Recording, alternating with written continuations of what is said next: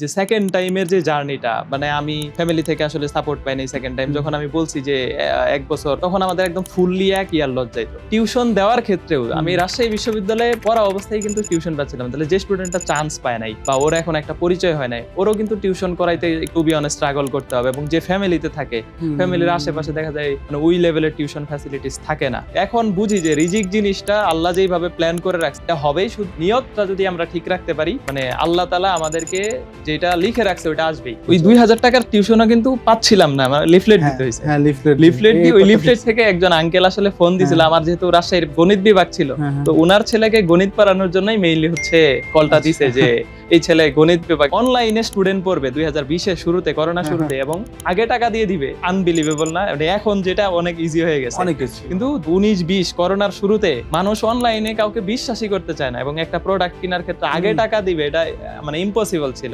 Public university, private university নিয়ে মানুষের ভিতরে অনেকটা মিসকনসেপশন আছে। অনেকে মনে করে যে পাবলিক বিশ্ববিদ্যালয়ে চান্স পেলে লাইফ সেট, বা প্রাইভেটের স্টুডেন্টরা ভালো করে না। এবং আমি টু বি অনেস্ট এখন যদি বাংলাদেশের বর্তমান প্রেক্ষাপটটা বলি, প্রাইভেট ইউনিভার্সিটি কিন্তু মানে অনেক ভালো করতেছে, শুধু ভালো না, অনেক পাবলিক বিশ্ববিদ্যালয়ের চাইতে আসলে ভালো করতেছে। এবং এরকম স্পেসিফিক বিশ্ববিদ্যালয়ের নামও বলা যাবে, যেমন ইঞ্জিনিয়ারিং এর দিকে অস্ট খুবই ভালো করতেছে, মানে টু বি অনেস্ট, যেটা অনেক পাবলিক বিশ্ববিদ্যালয়ের চাইতেও কিন্তু ভালো। জুলাই আন্দোলনটা হইলো মানে unbelievable response from private university. তারা যেই পরিমাণ মানে ডেডিকেশন দিয়ে রাজপথে আসছিল ওই টাইমটাতে, মানে ওই সিচুয়েশন অনুযায়ী, মানে এটা কিন্তু তারা নেভার এভার, তাদের বিসিএস দরকার নাই, তাদের কোটা দরকার নাই, এরপরেও কিন্তু তারা আসছিল। কেন? যে আমার ভাই, বা তারা কিন্তু এটা মনেই করে নাই যে পাবলিক প্রাইভেট এরকম মানে ডিফারেন্স কিছু। যেমন আমি এখানে নুমেরি সাত্তার অপার ভাইয়ের কথা বলতেই চাই। এটা আসলে আমি মানে 3 জন সিলেক্ট করবো না, বাট ভাইয়ের নামটা নিলাম কারণ ভাই আমাকে এই যে কিছু গাইডলাইন থাকে যেটা হচ্ছে আসলে মানে হিট করে। আপনি এরকম একটা টেইলর্ড গাইডলাইন দেন যেটা আর কি একটা সেকেন্ড টাইমের বাচ্চা যে কোনো সিজনের সেজন্য সে বারবার দেখে যেতে পারে যে আমি এই কাজগুলো করব, এই কাজগুলো করব না। রেজাল্ট হয়ে যাওয়ার পরে আরেকজনকে ভাই ফোন দিয়ে জিজ্ঞেস করাটা উচিত না যে কোথায় হয়েছে। যদি হয় ও নিজেই কিন্তু নিজেই কল দিবে ভাই, রেজাল্ট নিজে কল দিয়ে জানাবে, যে দ্বিতীয়বার চেষ্টা করার সুযোগ দেওয়া। যেমন ঢাকা বিশ্ববিদ্যালয়ে এটা 12, 13, 14 পর্যন্ত কিন্তু ছিল, এরপরে থেকে এটা অফ হয়ে গেছে। তো এটা, এবং আমরা এই যে দেখলাম আজকেও আমি দেখলাম যে বিপি নূর, উনি ঢাকা ভার্সিটি পটুয়াখালী বিজ্ঞান প্রযুক্তি থেকে সেকেন্ড টাইম দিয়ে ডাবি থেকে ভর্তি হয়েছে। এখন উনি ঢাকা বিশ্ববিদ্যালয়ের একজন ভিপি ছিলেন। ভাই আমি আপনার একটা ভিডিও দেখছিলাম, এটা মনে হয় বেশ কয়েকদিন হয়ে গেছে, যে আপনি বলতেছিলেন যে তোমরা ভার্সিটি লাইফে চাকরি পাওয়ার আশায় শুধুমাত্র বসে থাকো না, এর সাথে কিছু একটা অ্যাটলিস্ট করতে থাকো। এটাকে আপনি আসলে মানে কিভাবে বলতেছেন যে সে ভার্সিটি লাইফে কি করতে পারে? ভার্সিটি ফার্স্ট ইয়ার থেকে ফ্রেন্ডদের সাথে গেলে দেখা যায় যে চান্স প্রাপ্তি এগুলো নিয়ে কথা হয়, সে একটু ডিপ্রেস ফিল করে, আবার একা একা থাকলেও দেখা যায় যে আইসোলেটেড হয়ে যায়। তো এই যে ব্যাপারটা। আসসালামু আলাইকুম, welcome to another podcast arranged by এরেড গ্রুপ। আজকে আমাদের সাথে গেস্ট হিসেবে আছেন ফিজিক্স হান্টার্স এর সুমন ভাইয়া। ভাই আসসালামু আলাইকুম। ওয়ালাইকুম আসসালাম ওয়া রাহমাতুল্লাহ। ভাইয়া আপনার একটা স্টোরি খুব মানে আমরা একদম সবাই মনে হয় দেখে ফেলছি, যে আপনার একটা সময় আপনি টিউশন লাইফ নিয়ে অনেক স্ট্রাগল করছেন। রিসেন্টলি আমরা যে রেজাল্টের উপরে দাঁড়ায় ভাই পডকাস্টটা করতেছি, আমি কি ভাই আপনার কাছে নাম্বারগুলো শুনতে পারি ভাই? মানে আপনার কাছ থেকে কত স্টুডেন্ট চান্স পেল এবার? আচ্ছা, সবগুলা না বললেও যদি হচ্ছে শুধু গুচ্ছ এক্সাম, যেটা লাস্ট এক্সাম হইলো, যেটা অনেক স্টুডেন্টের আসলে শেষ ভরসা ছিল বলা যায়। তো এই এক্সামে আমাদের হচ্ছে 6192 জন, আরো বেশি হবে ফর্ম ফিল আপ অনুযায়ী। আমাদের হচ্ছে 6000 প্লাস শিক্ষার্থী শুধু গুচ্ছতে চান্স পাইছে, যেটা আসলে মানে এর থেকে এটা আনবিলিভেবল রেজাল্ট। হ্যাঁ, অনেক শিক্ষার্থী আছে যারা আমাদের এখানে পড়ছে, বাট মানে ভাগ্যের কারণে হইতে পারে যে হয় নাই, কিন্তু তারপরেও চান্স প্রাপ্তির রেজাল্ট হিসেবে এটা অনেক বেশি আসলে আমাদের জন্য। হ্যাঁ, তাহলে এই ক্ষেত্রে যারা চান্স পায় নাই, হ্যাঁ, তাদের প্রতি কি আপনার কোনো মেসেজ আছে? হ্যাঁ, যারা চান্স পায় নাই তাদের অনেকে আবার হচ্ছে এই টেক্সটাইল ইঞ্জিনিয়ারিং কলেজে আবার গতকালকে রেজাল্ট হইলো, তো এইখানে অনেকের চান্স হয়ে গেছে, অনেকের ন্যাশনালে যাচ্ছে ভালো ভালো ডিপার্টমেন্টে, আবার অনেকে ডিসিইউ যেটা আমাদের সেন্ট্রাল ইউনিভার্সিটি বিল পাস হয়ে গেছে অলরেডি, এইখানে অনেক শিক্ষার্থী ট্রাই করতেছে, অনেকে প্রাইভেটে যাবে। তো এই যে আসলে হচ্ছে চান্স না হইলে লাইফ শেষ হওয়ার বা থেমে যাওয়ার সুযোগ নাই। যে যেখানে সুযোগ পাচ্ছে আলহামদুলিল্লাহ সে সেখানে সেটেল হয়ে যাচ্ছে, সে সেখানে ভর্তি হয়ে যাচ্ছে। আপনার প্রতি স্টুডেন্টদের একটা খুব পপুলার ন্যারেটিভ হচ্ছে যে আপনি এমন টাইমে কাজ করেন যখন কেউ করে না, অ্যান্ড স্টুডেন্টরা আপনাকে সবসময় একদম লাস্ট টাইম পর্যন্ত পাওয়ার একটা আশা রাখে ভাই। এই বিশ্বাসের জায়গাটা আপনার কাছে কেমন লাগে ভাই?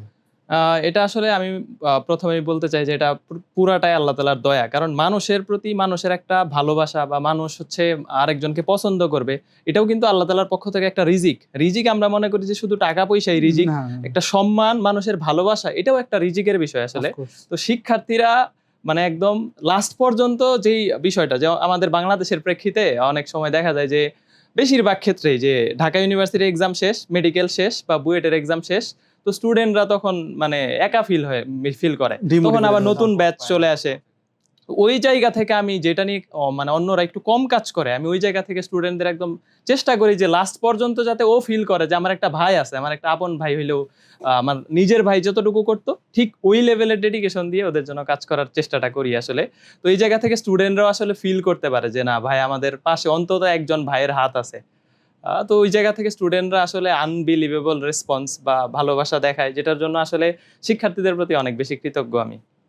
আপনি তো অনেকখানি বলছেন যে আপনি একজন সেকেন্ড টাইমার ছিলেন। হ্যাঁ। আপনার অনুভূতির সাথে এই অনুভূতিগুলো আই গেস অবভিয়াসলি খুব ভালো মতো কানেক্টেড। আমি আপনাকে একটা প্রশ্ন করতে চাই যে ভাই, আপনার কি অ্যাডমিশন সিজনে এমন কোনো কিছুর কথা মনে পড়ে যে এই পার্টটুকু আপনি চান না যে আপনার স্টুডেন্টরা ভুল করুক? মানে আমারও নিজের সবারই আছে এই জিনিসগুলো, যে আমি চাই না যে আপকামিং কেউ এই ভুলটা করুক। এরকম কি কোনো পার্ট আছে ভাই আপনার কাছে মনে হয় যে এই জায়গাটা? আচ্ছা, আমি হচ্ছে প্রথমত আমার অ্যাডমিশন জার্নি একটু সংক্ষেপে বলি। সেটা হচ্ছে আমার অ্যাডমিশন আমি ফার্স্ট টাইমে বেশ কিছু জায়গায় পরীক্ষা দেই। আমি ২০১৬ সাল এইচএসসি ব্যাচ। তো ২০১৬-১৭ সেশনে অ্যাডমিশন টেস্ট দেই। তো আমার অ্যাডমিশন টেস্টে মেইন আমার হচ্ছে যেখানে আমি পড়াশোনা করি, আমার মানে পজিশন বা অবস্থান খুব ভালো ছিল। আমার মানে এরকম ছিল যে ঢাকা ইউনিভার্সিটিই হয়ে যাবে। একটা কনফিডেন্সও ছিল, চেষ্টাও করছি। মোটামুটি রেগুলার ক্লাস করে যতটুকু করা যায়। কিন্তু ঢাকা ইউনিভার্সিটির এক্সাম দিলাম। এক্সাম দেওয়ার কারণে আমার মানে কেমিস্ট্রি সাবজেক্টটা একটু খারাপ হয়ে যায়। এবং আমাদের সময় ঢাকা ইউনিভার্সিটি জগন্নাথ একই দিনে পরীক্ষা হইতো, সকাল বিকালে, এবং পরের দিন হচ্ছে চট্টগ্রামের পরীক্ষা। তো ২ টা পরীক্ষা দিয়ে চট্টগ্রাম পরীক্ষা দিলাম। চট্টগ্রামের পরীক্ষায় আবার হচ্ছে আমাদের সময় ইংরেজি আর বাংলা পাস করতে হয়।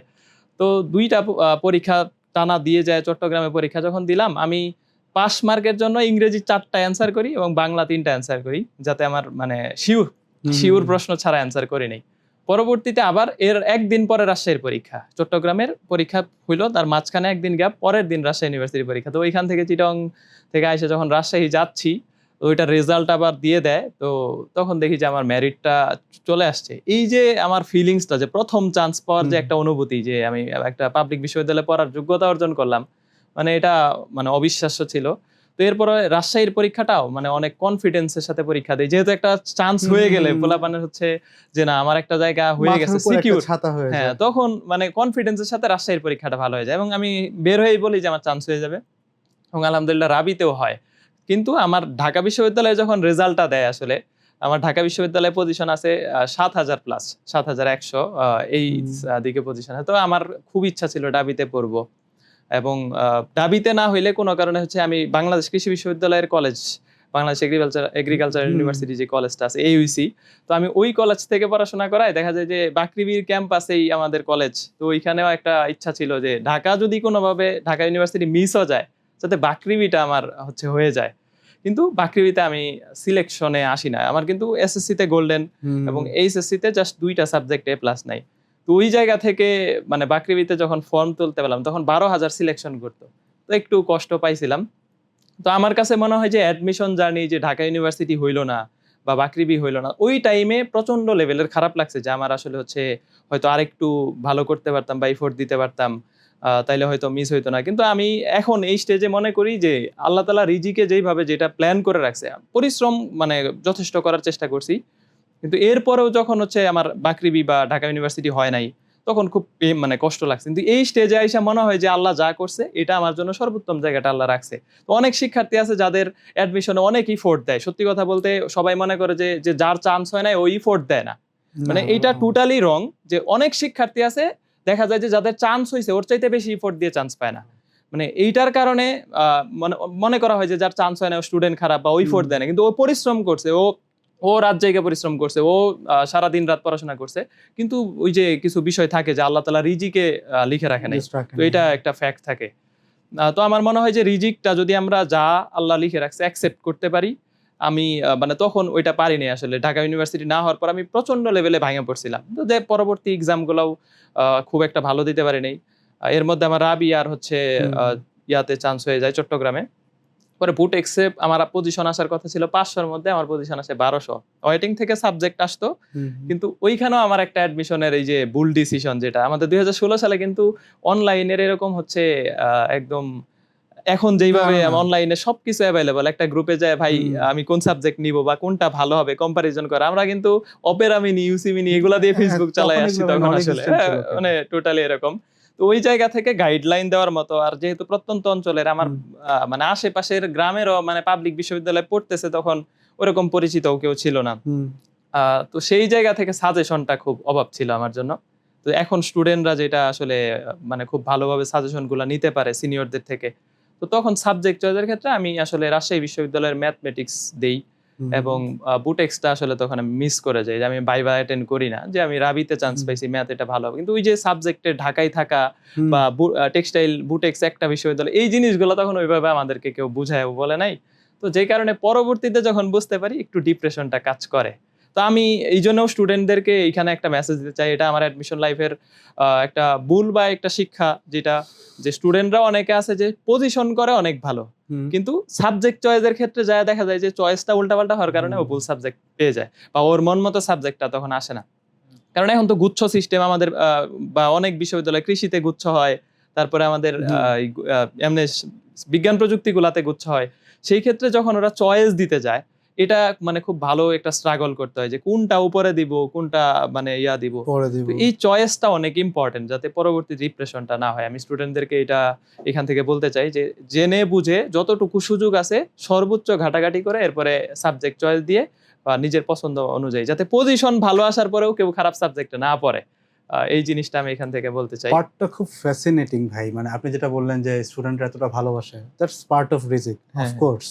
এন্ড আপনি খেয়াল করে দেখেন, আপনার যদি ফার্স্ট টাইমে মিস্টেক গুলো না হইতো, সেকেন্ড টাইমে কি কি করা যাবে না, এটা কিন্তু আপনি স্টুডেন্টদেরকে এখন যে ফ্লেভারটা দেয় সুমন ভাই, এটা কিন্তু দিতে পারতো না। হ্যাঁ, এবং সেকেন্ড টাইমের যে বিষয়টা, এটা কিন্তু আমি নিজে সেকেন্ড টাইম প্রিপারেশন নিয়েছি। অনেকেই জানে যে আমি অ্যাজ এ সেকেন্ড টাইমার কিন্তু গ্রাজুয়েশন শেষ করছি শেরেবাংলা কৃষি বিশ্ববিদ্যালয় থেকে, এসবিএম অনুষদ থেকে, এবং আমার হচ্ছে এক্সটার্নশিপও করছি মালয়েশিয়াতে। তো ওই জায়গা থেকে আসলে এই যে সেকেন্ড টাইমের যে জার্নিটা, মানে আমি ফ্যামিলি থেকে আসলে সাপোর্ট পাইনি সেকেন্ড টাইম। যখন আমি বলছি যে 1 বছর, তখন আমাদের একদম ফুললি 1 ইয়ার লস যাইতো। তো আমাদের মানে আব্বা আম্মাও একদম হচ্ছে আসলে রাজশাহীর ম্যাথ ছাড়া দিব, মানে এই জিনিসগুলা তখন ফ্যামিলি থেকে আসলে সাপোর্ট ছিল না। পরে আমি নিজে প্রিপারেশন নিয়ে চান্স পায় পরে ফ্যামিলিকে জানাইছি যে আমি এই জায়গায় চান্স পাইছি, এখন আমি এই জায়গায় ভর্তি হতে চাই, এই জায়গা থেকে হয়তো আমি একটু ভালো করার সুযোগটা বেশি পাবো। আর ব্যাপার হচ্ছে টিউশনই করে চলা লাগবে, রাজশাহীতে যেটা একটু স্ট্রাগল করা লাগতো আর কি। তো ওই জায়গা থেকে আমার কাছে মনে হয়েছে যে সেকেন্ড টাইম প্রিপারেশনের এই বিষয়গুলো হচ্ছে তখন। আপনার জার্নিটা আরেকটু বলেন না ভাই, কেন যে ধরেন আপনার প্রথমবার তো হলো, এরপর আপনি বাসার এগেইনস্টে যান, রাজশাহীতে ম্যাথমেটিক্সে যখন ভর্তি হইলাম এবং বুটেক্সটা আমার মানে ছাড়তে হইলো, এবং আমি চট্টগ্রামে একটা ভালো সাবজেক্ট পেতাম, এটা ছাড়া যেহেতু আমার রাজশাহী আর চট্টগ্রাম দুইটাই স্বায়ত্তশাসিত বিশ্ববিদ্যালয়, এবং বাসা থেকে রাজশাহীটা কাছে হয় জামালপুর থেকে, তো সেই জন্য আমি রাজশাহীতে ভর্তি হইলাম। কিন্তু রাজশাহীতে যাই আমার যেটা হইলো যে আমার তো একটু ক্রাইসিস মুভমেন্ট ছিল, টিউশন করতে হয়। তো আমি 2টা টিউশনই পাইছিলাম, যেটা আমি আগের স্টোরিতেও মানে বলার চেষ্টা করছি, যে লিফলেট দিয়ে হচ্ছে 2টা টিউশন পাইছিলাম, যেটা 2000 4000 টাকা। তো এই 4000 টাকা থেকে আমি কিছু টাকা করে সেভ করতাম। যখন ফ্যামিলি দেখলাম যে আসলে সেকেন্ড টাইমের পারমিশন দিচ্ছে না, তখন আমি বাসায় বললাম যে, এবং আমি রাজশাহীর ম্যাথমেটিক্স কিন্তু কন্টিনিউ করতেছি। আচ্ছা, হ্যাঁ, কন্টিনিউ করে পাশাপাশি সেকেন্ড টাইম প্রিপারেশন নিজে নিলাম, এবং ওই যে টিউশনের 4000 টাকা নিজের খরচ, রাজশাহীতে living cost to be honest অনেক কম, এবং আমার 2500 টাকার মধ্যে সবকিছু হয়ে যাইতো। যেহেতু হচ্ছে এক্সট্রা খরচ করতাম না, বাকি টাকা কিছু কিছু করে সেভ করে ওইটা থেকে কিন্তু সেকেন্ড টাইমের ফর্ম তুলছি, এবং মানে হচ্ছে যাতায়াতের যে খরচটা গেছে, মানে সেকেন্ড টাইমের ফর্ম তোলাটা আমি কিন্তু আগে থেকেই প্ল্যান করে আমি মানে জিনিসটা গুছায় আসছি, এবং আমি এই জিনিসটা এখন স্টুডেন্টদেরকে সরাসরি নিজেই গাইড করি যে তুমি সেকেন্ড টাইম প্রিপারেশন নিলে অন্তত 2টা টিউশনি বা একটা টিউশনি করো, যাতে তোমার ওই পরবর্তী লাইফটা স্ট্রাগল না করতে হয়। মানে আপনি সেকেন্ড টাইমের ফর্মটা নিজে তুলছেন আর কি, নিজের খরচ দিয়ে? হ্যাঁ, এক্স্যাক্টলি। আমি ওই টিউশনের টাকা থেকে সেভ করে ওইখান থেকে ফর্ম তুলছি, এবং লাস্টে যখন আমি যেই ভার্সিটি থেকে গ্রাজুয়েশন শেষ করছি শেরেবাংলা কৃষি বিশ্ববিদ্যালয়, এইটার ফর্ম তোলার কিন্তু তখন টাকা ছিল না। আচ্ছা, এবং এইটার ফর্ম তোলার টাকা দিছিল এক ভাই, মুরাদ ভাই, যেটা বাংলাদেশ কৃষি বিশ্ববিদ্যালয়ের ভাই। উনি বলছিল যে শেরেবাংলায় পরীক্ষা দাও, ওইখানে এগ্রিকালচার ভালো, বা ঢাকায় থাকলে তোমার যে মানে অবস্থা, আমি তো ভাইকে বলছি যে ভাই আমার আসলে টিউশনই করতে হবে, বা একটু অন্তত 5-7 হাজার টাকাও যদি মাসে ইনকাম করার সুযোগ হয় হালাল ভাবে, তো সেই ক্ষেত্রে ফ্যামিলিকে সাপোর্ট দেওয়া যাবে বা নিজের খরচটা অন্তত চালানো যাবে, কারণ আর টানতে পারতেছিল না। তো ওই জায়গা থেকে ভাই আমাকে 1,000 টাকা দিয়ে বলে যে তুমি শেরে বাংলার ফর্মটা তোলো, এবং আল্লাহ আমার আসলে রিজিকটা যার রিজিক যেখানে রাখছে, আমি কিন্তু ফর্মও তুলতাম না বা শেরে বাংলা বা কৃষির সেক্টরটা তখন ওই 2016 সালে ওই লেভেলের মানে একটা হাইপ বলেন বা ইয়াটাও ছিল না। মানে এখন মানুষ তো বুঝতেছে, জানতেছে সেক্টর, এগ্রো সেক্টর অনেক ডেভেলপ হচ্ছে ডে বাই ডে। তো ওই সময় মানুষ বলতো আরে শেরে বাংলা চিনি না বা এটা নামই শুনি নাই, এরকম একটা ব্যাপার ছিল আর কি। কিন্তু উনারা তো নিজে যেহেতু ভাই ছিল বাংলাদেশ কৃষি বিশ্ববিদ্যালয়ের, উনি আমাকে সাজেস্ট করে যে না তোমার এখানে ভালো হবে, তুমি এখানে ফর্ম তোলো। এবং আমি ফর্ম তুলি, পরীক্ষাতে আমাদের কিন্তু আলাদা পরীক্ষা হতো, এখন তো এগ্রি গুচ্ছ হয়, বাট তখন বাংলাদেশ কৃষি বিশ্ববিদ্যালয়ে আলাদা পরীক্ষা হয় এবং শেরে বাংলা কৃষি। আমি কিন্তু সেকেন্ড টাইমে বাংলাদেশ কৃষিতেও পরীক্ষা দিয়েছি এবং চান্স পাইছিলাম। তো সেকেন্ড টাইমে আমি ভর্তি হব কোথায়, বাংলাদেশ কৃষিতে যখন ভর্তি হইতে যাই, আমার শেরে বাংলা পজিশন আসছে, বাকৃবিতে পজিশন আসছে, আমার মাথায় টেনশন হচ্ছে যে টিউশনই করে চলতে হবে, ফ্যামিলিকে সাপোর্ট দিতে হবে। তো ওই ভাই বললো যে তুমি ঢাকায় যাও, আল্লাহ যদি ভালো কিছু রাখে ইনশাল্লাহ ভালো কিছু হবে। পরে আমি শেরে বাংলার বাকৃবিতে ফ্যামিলি থেকে আমাকে বললো যে রাজশাহী যেহেতু ছাড়া দিচ্ছিস, তাহলে বাকৃবির অ্যানিমেল হাজবেন্ড্রি আমার আসছে, ওইটাতেই ভর্তি হয়। মানে ফ্যামিলি থেকে শেরে বাংলা বলতেছে এটা চিনি না বা এটা বাংলাদেশ কৃষি বিশ্ববিদ্যালয় সবাই চিনে বা 1 নাম্বার, তো এই জায়গায় ভর্তি হয়, ওইখানেই পড়াশোনা করছে। ময়মনসিং আমার যেহেতু কলেজ ছিল, ওই জায়গা থেকে আমি সারা দিন মানে একদম আমার সামনে দিয়ে সবাই ভর্তি হয়েছে, একদম লাস্ট মুহূর্তে যায় আমি হচ্ছে বাকৃবিতে ভর্তি হই, মানে অ্যানিমেল হাজবেন্ড্রিতে। আমার হচ্ছে ভর্তি হওয়ার পরে স্যাররাও আমাকে দেখে অবাক হয়ে গেছে যে সবাই চলে গেছে ভর্তি, তুমি এতক্ষণে আসছো। এবং আমি কোনো কাগজপত্র নিয়ে যাইনি, মানে সার্টিফিকেট যেগুলো জমা দিতে হয় ওগুলো তো সব মনে হয় তখন, হ্যাঁ তখন আমার রাজশাহী থেকে উঠাইতে পারিনি। তো স্যারকে রিকোয়েস্ট করি যে স্যার আমি এই কলেজেরই, আমার আসলে সার্টিফিকেট এখানে, এবং আমি রাজশাহীতে ভর্তি আছি, যেটা হচ্ছে আসলে আমাকে 7 দিন সময় দিতে হবে। তো উনি 7 দিন সময় পরে আমাকে অ্যাকসেপ্ট করে, অনেক রিকোয়েস্টের পরে। তো 7 দিন সময় দিয়ে আমি ভর্তি হই। এমনি ভাই আপনার ক্ষেত্রে তো দেখা গেছে যে আপনি তো ফার্স্ট টাইম এক জায়গায় চান্স হয়েছিল, আর বাংলাদেশে যারা সেকেন্ড টাইম দেয় মোস্টলি দেখা যায় ওরা কিন্তু প্রথমবার কোনো জায়গায় চান্স পায় না।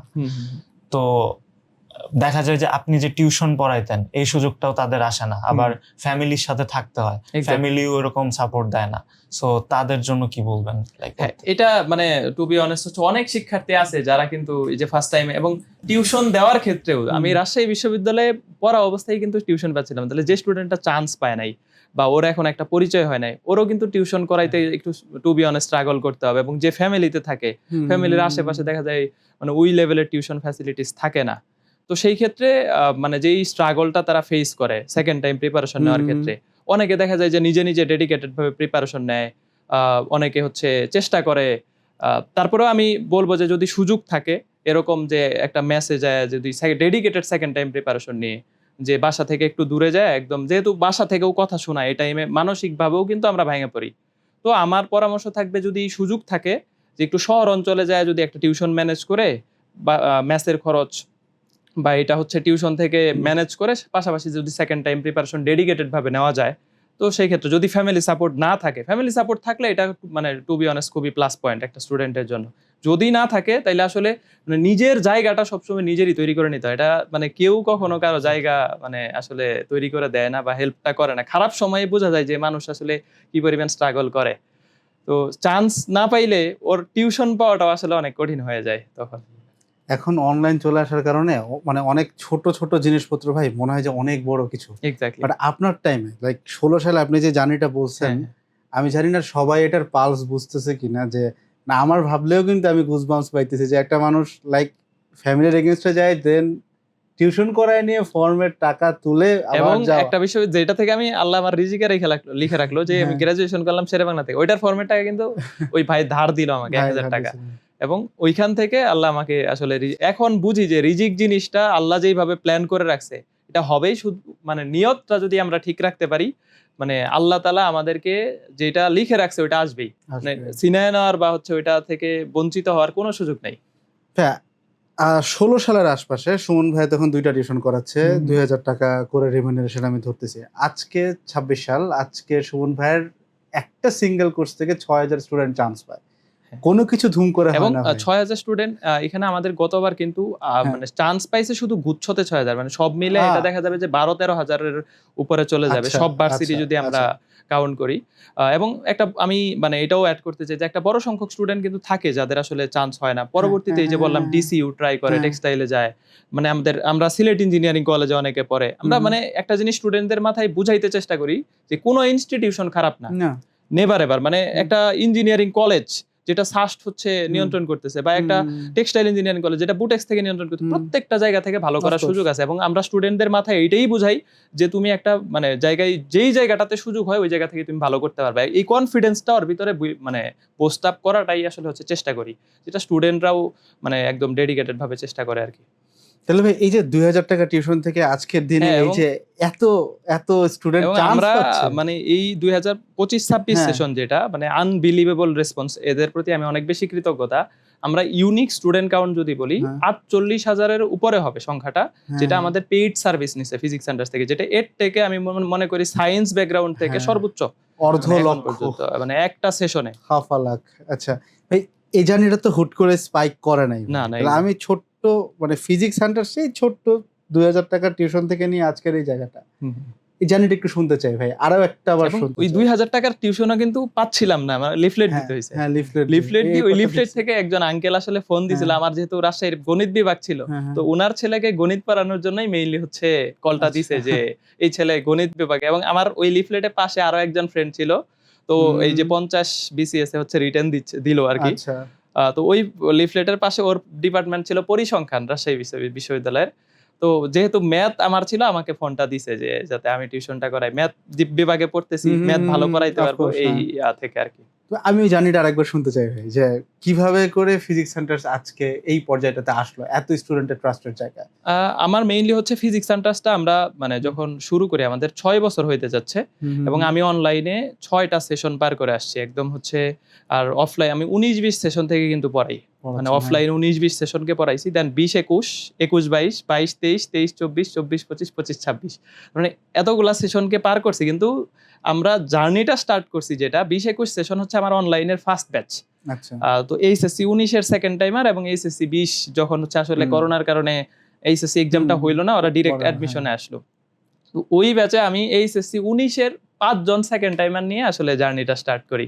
মানে খাতায় লিখে পড়াইতাম। একটা ভাই আমাকে এটা হচ্ছে খুব ইন্সপায়ার করছে। তো ভাই দেখতাম যে উনার পেইড ব্যাচের স্টুডেন্টদের খাতায় পড়াচ্ছে। তো আমি এই জিনিসটা মানে আল্লাহ আসলে যেটা আমাকে নিয়ে যাবে ওইটা আমাকে ওইভাবে দেখাইছে যে এটা এইভাবে। তো ওই খাতায় লেখার মানে জিনিসটা আমি হচ্ছে ওইখান থেকে আইডিয়া নেই। নিয়ে আমি ৫ জন স্টুডেন্ট পেইড ব্যাচে শুরু করি। শুরুতে ফ্রি এক্সাম নিতাম, কারণ আমাকে তো কেউ মানে অনলাইনে স্টুডেন্ট পড়বে ২০২০ এর শুরুতে, করোনা শুরুতে, এবং আগে টাকা দিয়ে দিবে।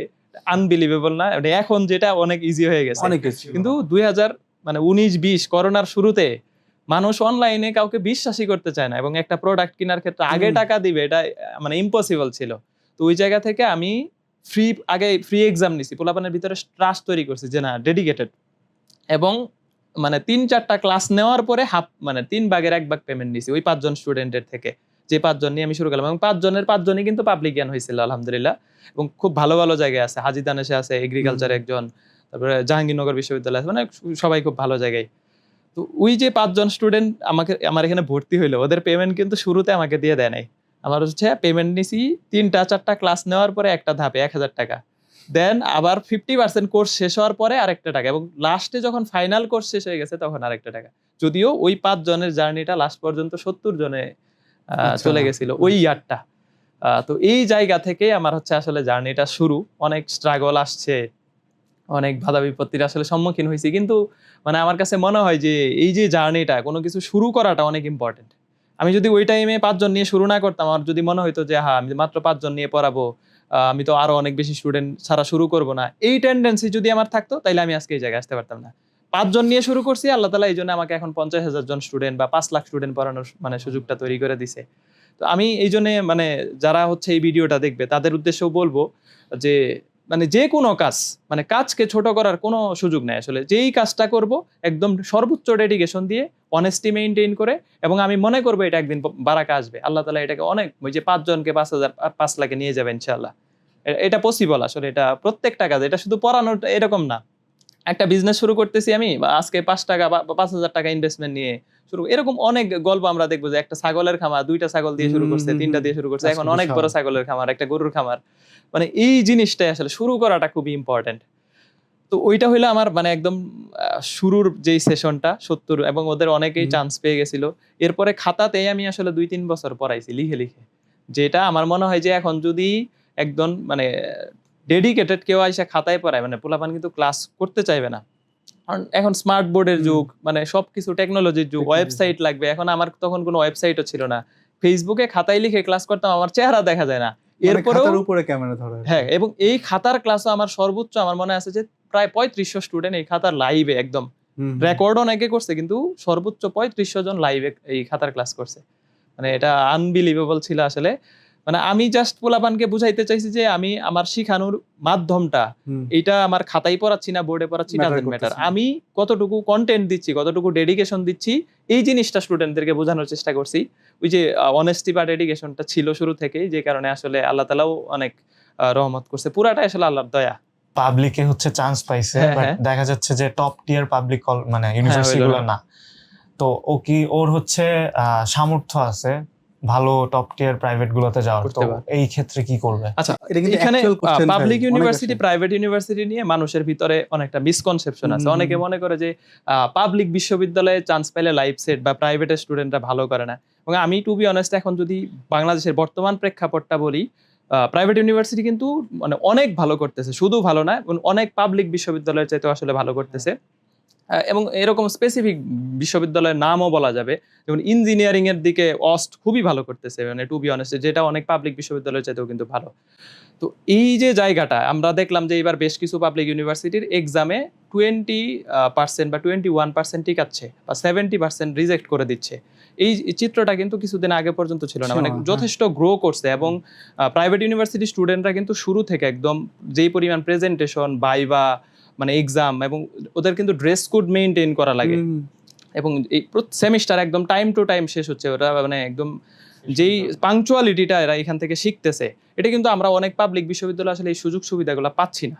তো যদি সামর্থ্য থাকে, মানে এটা আসলে এরকম না যে আমাকে পাবলিকেই পড়তে হবে। পাবলিকে কারা আসে? যারা হচ্ছে মানে একটা হলে থাকতে হবে, একটা টিউশনি করতে হবে, আমার হলের থাকার ওই যে টাকাটা সেভ হচ্ছে, যাদের ফিনান্সিয়াল বা মানে আমাদের মতো মধ্যবিত্ত, নিম্ন মধ্যবিত্ত পরিবার থেকে যারা উঠে আসতেছে, এরাই কিন্তু বেশিরভাগ নিডি থাকে, বা একটা প্যাশন থাকে যে আমি এই বিশ্ববিদ্যালয়ের এই অনুষদ থেকে পড়বো। তো সেই দিক থেকে আসলে পাবলিকে আমরা মানে যথেষ্ট ডেডিকেশন দিই। বাট প্রাইভেটকে ছোট করার বা প্রাইভেটকে মানে এখানে তুলনা করারও জায়গা নাই। অনেক ক্ষেত্রে ভালো, অনেক ক্ষেত্রেই হচ্ছে আগে থাকবে, আমি টু বি অনেস্ট বলবো। তাহলে যাদের সামর্থ্য আছে যে একটা ভালো প্রাইভেটে, যেটা হচ্ছে পাবলিক বিশ্ববিদ্যালয়, একটা মোটামুটি বা নর্মাল সাবজেক্ট আসছে, বা হচ্ছে প্রাইভেট ইউনিভার্সিটি একটা ভালো ডিপার্টমেন্টে পড়ার সুযোগ আছে, ফ্যামিলি সাপোর্ট আছে, তো সে যদি তার প্যাশন অনুযায়ী সাবজেক্ট পড়তে চায়, সে প্রাইভেটে যাইতে পারে, নো প্রবলেম। এবং এখন বর্তমানে কিন্তু এই যে বিদেশে, বাইরের দেশে যাওয়া এবং যে কোনো কিছুতে প্রাইভেট ইউনিভার্সিটি স্টুডেন্টরা ভালো করতেছে। এবং আমি এখানে প্রাইভেট ইউনিভার্সিটি স্টুডেন্টদের একটা ক্রেডিট একটু স্মৃতিচারণ করতে চাই, যেটা আমাদের যখন এই জুলাই আন্দোলনটা হইলো, মানে unbelievable response from private university. তারা যেই পরিমাণ মানে ডেডিকেশন দিয়ে রাজপথে আসছিল ওই টাইমটাতে, মানে ওই সিচুয়েশন অনুযায়ী, মানে এটা কিন্তু তারা নেভার এভার, তাদের বিসিএস দরকার নাই, তাদের কোটা দরকার নাই, এরপরেও কিন্তু তারা আসছিল। কেন? যে আমার ভাই, বা তারা কিন্তু এটা মনেই করে নাই যে পাবলিক প্রাইভেট এরকম মানে ডিফারেন্স কিছু। মানে তাদের প্রতি আসলে আমরা, আমাদের জেনারেশন যেটা কৃতজ্ঞতা রাখা উচিত প্রাইভেট ইউনিভার্সিটি স্টুডেন্টদের। এবং আমাদের স্টুডেন্টই সে প্রাইভেটে পড়ে না পাবলিকে পড়ে, এটাও আমার মনে হয় যে ডিফারেন্সিয়েট না করে সে কোন জায়গা থেকে কোন ডিপার্টমেন্টে পড়তেছে, ওই জায়গা থেকে সে ভালো করতেছে কিনা এটা ফোকাস করা উচিত। রিয়েল লাইফে কতটা এবং কোয়ালিটির দিক থেকে রিয়েল লাইফে এক্স্যাক্টলি। এরা কিন্তু ওই যে বাইরের দেশে যাওয়ার যে রেটটা, বা আমরা যদি সাকসেস রেট দেখি, একটা স্টুডেন্ট কিন্তু বসে থাকতেছে না, এবং পাবলিক থেকে বের হয়েও জবে যাচ্ছে, প্রাইভেট থেকে বের হয়েও ভালো ভালো জবে যাচ্ছে, জাস্ট স্কিলটা ডেভেলপমেন্ট করা যায়। এবং এই সুযোগটা কিন্তু প্রাইভেট ইউনিভার্সিটিতে অনেক ভালো করতেছে ডে বাই ডে। আচ্ছা ভাই, আপনি যদি টিচিং প্রফেশনে না আসতেন, আপনি অন্য কোন প্রফেশনে নিজেকে চিন্তা করতেন? আচ্ছা, আমি আসলে হচ্ছে আমার পড়াইতে টু বি অনেস্ট ভালো লাগে। ব্যাপারটা এরকম যে অনেকটা প্যাশন থেকেই পড়াই। আর আমি মানে একজন কৃষিবিদ, আমার হচ্ছে যেহেতু হচ্ছে গ্রাজুয়েশনটা করছি এগ্রিকালচার মানে আমার ভেটেরিনারি মেডিসিন থেকে, তো সেই ক্ষেত্রে আমার ইচ্ছা ছিল যে, আমার ইচ্ছা এখনো আছে, আমি পড়ানোর পাশাপাশিও আমি আসলে ইম্প্যাক্ট রাখতে চাই মানুষের লাইফে, যেটা হচ্ছে যে আমি যেহেতু স্টুডেন্টদেরকে একটা বিশ্ববিদ্যালয় পর্যন্ত পৌঁছাইতেছি, এটাতে তাদের প্রতি একটা দায়িত্ব শেষ হচ্ছে, কিন্তু আমি চাই যে এরকম অনেক স্টুডেন্ট আছে বা অনেক মানুষ আছে যারা গ্র্যাজুয়েশন শেষ করেও যাতে আমার এখানে এরকম একটা প্রতিষ্ঠান করা যাইতে পারে যেখানে ওরা কাজ করার সুযোগ পাবে। যেমন আমার একটা এগ্রো প্রজেক্ট অনেক বড়ভাবে করার ইচ্ছা আছে, যেটা আমরা গতবার গ্র্যান্ড সেলিব্রেশনের স্টুডেন্টদেরকে একটা ভিডিও দেখাইছিলাম যে হান্টার্স এগ্রো নামে। তো এইখানে আমার এটা মানে প্ল্যানিংটা এরকম যে, যারা আমাদের স্টুডেন্টরা বিভিন্ন বিশ্ববিদ্যালয়ে মানে পড়তেছে, নট অনলি এগ্রিকালচার ইউনিভার্সিটি, এখানে ম্যানেজমেন্টে লোক লাগবে বা বিভিন্ন প্রত্যেকটা সেগমেন্টে যাতে কর্মসংস্থান করা যায়, ইম্প্যাক্ট রাখাটা একটা মানুষের লাইফে, যে পড়াইলাম শেষ করলাম এরকম না, একটা মানুষ হচ্ছে সারা জীবন মনে রাখার মতো বা সারা জীবন একটা জার্নিতে হেল্প করা, 10টা পরিবারকে সাপোর্ট দেওয়া। আমার মানে এখন মেজর এইমটা হচ্ছে এটা, যে আমি 10টা পরিবারকে, যদিও এখন নিজের জায়গা থেকে যতটুকু পারতেছি করতেছি, কিন্তু একদম ডেডিকেটেড ভাবে যাতে পার্মানেন্ট একটা সলিউশন করা যায়, যে অন্তত 20টা পরিবার যদি আমার মাধ্যমে উপকার হয়, আল্লাহ যদি আমার মাধ্যমে তাদের রিজিকের ব্যবস্থাটা করে, এটা কিন্তু একটা মারাত্মক ইম্প্যাক্টের জায়গা। তো এই জায়গাটা নিয়ে কাজ করার আসলে ইচ্ছা আছে ইনশাআল্লাহ। আচ্ছা ভাই, যেহেতু আপনি একজন কৃষিবিদ, আমি একটা কোশ্চেন করি, আপনার কাছে কি মনে হয় বাংলাদেশের এই কৃষি ইন্ডাস্ট্রিটার ফিউচার কোন দিকে যাচ্ছে, বা এটা কতটা বড় হতে পারে ভাই, আপনি যদি ইন্ডাস্ট্রি সাইজে চিন্তা করেন? আচ্ছা, যেহেতু আমি একজন কৃষি বিশ্ববিদ্যালয়ের গ্র্যাজুয়েট, এবং নট অনলি কৃষি বিশ্ববিদ্যালয়ের গ্র্যাজুয়েট এই হিসাবে না, আমি বর্তমান পার্সপেক্টিভেই যদি বলি, মানে এই খাদ্য, তারপরে বস্ত্র এবং আমাদের যে বাসস্থান, মানে যেই মৌলিক চাহিদাগুলো আছে আমাদের এখানে, চিকিৎসা, তো এই জিনিসগুলা কিন্তু নেভার এভার এআই রিপ্লেস করা মানে একটু ইম্পসিবল।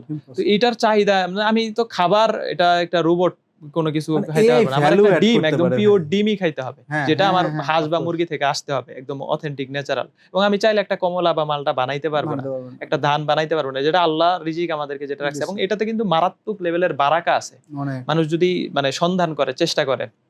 তো এই সেক্টরটা নেভার এভার, এবং আমরা অনেক দেখছি যে আমরা ইসলাম ধর্মে যারা, যে নবীরা কিন্তু বেশিরভাগ কৃষিকাজের সাথে সম্পৃক্ত ছিল, ভেড়া চড়ানো বা এই যে গম উৎপাদন করা। আমাদের দেখছি যে ইউসুফ আলাইহিস সালামের এখানে যে গম মানে মজুত করে ওনার দুর্ভিক্ষের সময় মানুষকে যে সাপোর্টটা দেওয়া হয়েছে। তো কৃষি এটা আসলে আমাদের আদি থেকে অন্ত একদম সবার সাথে সম্পৃক্ত। এইটা ডে বাই ডে এটা কখনোই ডাউনফলে যাওয়ার সুযোগ নেই। তো আমাদের আরো দায়িত্বের জায়গা আছে কৃষি সেক্টর নিয়ে কাজ করার, আরো সচেতন হওয়ার, বা আমাদের গভর্নমেন্ট থেকেও আসলে কিছু পদক্ষেপ নিয়ে এই সেক্টরটাকে আগায় না যাওয়ার। যেহেতু এআই আসতেছে, অনেকের চাকরি দেখে, আমি কিছু কিছু নিউজ দেখি যে এতজনের চাকরি চলে যাচ্ছে এআই এর কারণে, টেকনোলজি ভিত্তিক হওয়ার কারণে, কিন্তু খাবার কিন্তু রিপ্লেস করা আসলে সম্ভব না ভাই। মানে এআই ম্যাক্সিমাম গেলে আর&ডি তে একটু এক্স্যাক্টলি অ্যাড করতে পারে, একটু রিসার্চ করে দিলাম, এটা করে দিতে পারে, এক্স্যাক্টলি সব মানুষেরই করতে হবে। এইটা কিন্তু একটা ফ্যাক্ট। তো এগ্রিকালচার সেক্টর মানে অনেক ইমপ্রুভ হবে, এবং সামনে এটা একটা রেভলিউশনারি সময় হয়তো এগ্রি সেক্টরে আসবে, এবং এটা বরকতের, এই যে আমরা মানে এরকম ঘটনা জানি যে হালাল বা বারাকার জিনিসগুলো, যেমন গরু অনেক খাই আমরা, কিন্তু গরু বা ছাগল বা হাঁস মুরগি এটা কিন্তু অভাব নাই, হচ্ছে মানে এটা কিন্তু কমে যাওয়ার কথা, কিন্তু এটা কমতেছে না। এই বারাকাটা কিন্তু আসলে এই জায়গায় আছে। তো এটা আমার মনে হয় যে একদম ব্লাস্ট আকারে আমাদের কাজ করারও সুযোগ আছে, এবং এটা অনেক ভালো জায়গায় যাবে ইনশাআল্লাহ। আর ভাই নেক্সট কোশ্চেনটা একটু ফান কোশ্চেন, এটা হচ্ছে আমরা যতগুলা গেস্টদেরকে আনছি সবাইকে জিজ্ঞেস করা হয়েছে যে এর থেকে হচ্ছে আপনার টপ 3 ফেভারিট পার্সোনালিটিস কারা এন্ড কেন, লাইক আপনি কেন অ্যাপ্রিশিয়েট করেন তাদের? এটা স্কিপ করা যাবে না, হ্যাঁ এটা বলতে হবে, একদম অনেস্ট অ্যানসার। আচ্ছা, এটা আসলে নাম ধরে বলাটা মানে খুব মানে টাফ কোশ্চেন। আমার আসলে প্রত্যেকের সাথে খুব ভালো সম্পর্ক, এবং মানে এক এক জনের পার্সোনালিটি এক এক দিক থেকে ভালো। আমি কিন্তু এরকম মানে আমার সাথে মানে একজন সিঙ্গেল টিচারেরও ক্ল্যাশ নাই। তো এটার কারণ হচ্ছে আমি প্রত্যেকের সাথে মানে আমি এটা মনেই করি না যে ও আমার মানে উনি আমার অপোনেন্ট বা উনি আমার রিজিক কমায় ফেলবে, উনার কারণে আমার স্টুডেন্ট কমে যাবে। এই জিনিসটাও অনেকের মধ্যে কাজ করে যে সেও যেটা পড়াচ্ছে আমিও ওটা পড়াচ্ছি, তো মনে হয় আমার রিজিকটা তার কারণে কমে গেল। কিন্তু আমি মনে করি আমার রিজিক যেটা লেখা আছে, আমি ডেডিকেশন দিলে, আমি এফোর্ট দিলে, ওটা আমার কাছে আসবে, বরং তার কারণে আরো কিছু 20টা স্টুডেন্ট উপকার পাচ্ছে। এবং ভাই একটা ভালো কম্পিটিশন দিলে কোয়ালিটি বাড়বে। এক্স্যাক্টলি, কোয়ালিটির দিক থেকে দেখা যাবে তখন সার্ভিসটা সবাই ভালো দেওয়ার চেষ্টা করবে, যেহেতু হচ্ছে কম্পিটিশন বা কোয়ালিটি। এই জন্য আমি চেষ্টা করি যে প্রত্যেকটা এডটেকের সবগুলা টিচারের থেকে, বিভিন্ন প্ল্যাটফর্মের টিচারদের থেকে আমি এক এক জনের এক এক কোয়ালিটি আসে। কারো লিডারশিপ ভালো, যেমন আমি এখানে নুমেরি সাত্তার অপার ভাইয়ের কথা বলতেই চাই। এটা আসলে আমি মানে 3 জন সিলেক্ট করবো না, বাট ভাইয়ের নামটা নিলাম কারণ ভাই আমাকে এই যে কিছু গাইডলাইন থাকে যেটা হচ্ছে আসলে মানে হিট করে একদম এমন টাইম, একদম পিক টাইমে পিক গাইডলাইনটা, যে আমাকে এই খাতা থেকে যখন বোর্ডে শিফট করলাম, আমার স্টুডেন্ট কিন্তু প্রায় 4-5 গুণ বেড়ে গেল।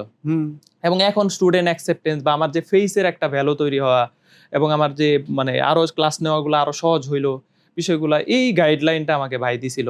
এবং ভাইয়ের যে লিডারশিপ বা মানে কখন কোনটা কিভাবে করতে হবে, বিজনেস আইডিয়া গুলা, এটা টু বি অনেস্ট মানে আমি ভাইয়ের থেকে খুব ভালো শিখছি আসলে। তো এই দিক থেকে মানে ভাইয়ের কথা মানে স্পেশালি বললাম। এবং প্রত্যেকটা প্ল্যাটফর্ম আমি হচ্ছে বিপি বলেন, এসিএস বলেন, সবগুলা টিচারের সাথে আমাদের হচ্ছে ব্যাটেলস অফ বায়োলজি আছে, মেডিম আছে, তারপর হচ্ছে আমাদের সাথে কাজ করতেছে হাফিজ ভাই মেডিলজি, তারপর হচ্ছে রিজবি আরটিডি, যথেষ্ট ভালো সম্পর্ক। এবং প্রত্যেকের আলাদা আলাদা সেগমেন্টে মানে কিছু ভালো গুণ আছে যেই জিনিসগুলা থেকে শেখার চেষ্টা করি প্রতিনিয়ত। তো যার যার জায়গা থেকে সবাই অনেক ভালো করতেছে। এবং ফাহাদ ভাই যথেষ্ট গাইড করে, ফাহাদ টিউটোরিয়ালের ফাহাদ ভাই রেগুলার খুব গাইড করে আর কি। হ্যাঁ, আপনার কাছ থেকে আমি কিছু পরামর্শ জানতে চাই যে আপনি এডেড গ্রুপকে কিভাবে দেখেন এন্ড কোথায় কোথায় আমরা আরো ইমপ্রুভমেন্ট আনলে আমাদের কার্যক্রমগুলোকে আরো অনেক বেশি ইম্প্যাক্টফুল করতে পারি। আচ্ছা, এডেড গ্রুপ হচ্ছে ডে বাই ডে মানে একটা আনবিলিভেবল জায়গায় আসছে আলহামদুলিল্লাহ। মানে এত অল্প সময়ের মধ্যে যে এই গ্রোথটা, মানে এটা হচ্ছে আমি মনে করি যে এটা ডেডিকেশনের কারণে এবং কনসিস্টেন্সির কারণে। কনসিস্টেন্সিটা যদি ধরে রাখা যায় এটা মানে আরো অনেক ভালো জায়গা। এবং বাংলাদেশের আমি মনে করি যে এই কনসিস্টেন্সি আর ডেডিকেশন আর কোয়ালিটির দিক থেকে যদি ঠিক থাকে তাহলে এডেড গ্রুপ এরকম হবে যে টপ যে এরকম পডকাস্ট গুলা করে টপ প্ল্যাটফর্ম গুলার একটা হয়ে যেতে পারে ইনশাআল্লাহ। এটা আমরা এক্সপেক্ট করি যে খুব অল্প সময়ের মধ্যে এটা রিচ করা পসিবল আসলে। আচ্ছা ভাই, সেকেন্ড টাইম নিয়ে আপনি কাজ করতেছেন, একটা মানে একটা আমি চাচ্ছি আপনি এরকম একটা টেইলর্ড গাইডলাইন দেন যেটা আর কি একটা সেকেন্ড টাইমের বাচ্চা যে কোনো সিজনের সেজন্য সে বারবার দেখে যেতে পারে যে আমি এই কাজগুলো করব, এই কাজগুলো করব না। প্রথমত আপনি ভাই বলেন যে কোনটুকু করতে হবে, দেন আমরা ভুল নিয়ে আলোচনা করব। আচ্ছা, ফার্স্ট অফ অল হচ্ছে আমি নিজেও যেহেতু একজন সেকেন্ড টাইমার হিসেবে গ্রাজুয়েশন শেষ করছি এবং আমি সেকেন্ড টাইম নিয়ে কাজ করতেছি প্রায় 6 বছর, যেই জায়গাটাতে মানে খুব কম মানুষ কাজ করে একজন হোঁচট খাওয়া স্টুডেন্ট নিয়ে কাজ করা। এবং এই স্টুডেন্টগুলা দেখা যায় যে একটা খারাপ মানে একবার পরীক্ষা দিয়ে হইলো না, প্রথমবারে কোথাও চান্স পাইলো না, তো ওর মানসিক মানে ও এমনি মনোবল হারায় ফেলে। ওই জায়গা থেকে একজন স্টুডেন্টকে মোটিভেট করে একটা ভালো ইউনিভার্সিটি একটা ভালো ডিপার্টমেন্ট পর্যন্ত নিয়ে যাওয়া, এই জার্নিটা মানে একটা লম্বা সময় থেকে আমি প্রায় 6 বছর 6টা সেশনকে আমি হচ্ছে পার করে আসছি আলহামদুলিল্লাহ। তো আমি মনে করি যে একজন সেকেন্ড টাইমারের যে সময়টা থাকে শুরুর দিকে অনেক তিক্ততা সহ্য করতে হয় আসলে। মানে আমি নিজেও যখন সেকেন্ড টাইম প্রিপারেশন নিছি, আমি তো একটা বিশ্ববিদ্যালয়ে চান্স পেয়ে সেকেন্ড টাইম প্রিপারেশন নিছি, এরপরেও আমাকে বেশ কিছু তিক্ততা সহ্য করা লাগছে। তো ওই জায়গা থেকে সেকেন্ড টাইমের আসলে একটা বড় বাধার জায়গা হচ্ছে এই আশেপাশের কথা বা পাশের বাসার আন্টি যেটাকে আমরা বলি আর কি। তো দেখা যায় যে সারা বছর খোঁজ নাই, অ্যাডমিশনে যখন চান্স হয় না একজন স্টুডেন্টের, বাবা কোথাও চান্স পাইলা না, ও কোথায় ভর্তি হইছো, মানে খোঁচা দিয়ে কথা বলার যে জায়গাটা, তখন হচ্ছে ফোন দিয়ে খোঁজ নেওয়ার চেষ্টা করে। বা একটা বন্ধু জানে যে হচ্ছে ওর চান্স হয় নাই, কই ভর্তি হইলি বন্ধু, আরে কি অবস্থা, আরে হয় নাই প্যারা, মানে একটু খোঁচা দিয়ে কথা বলার যে ব্যাপারটা, এই জিনিসটা কিন্তু তখন মানে যে কাটা ঘায়ে নুনের ছিটার মতো যায় লাগে।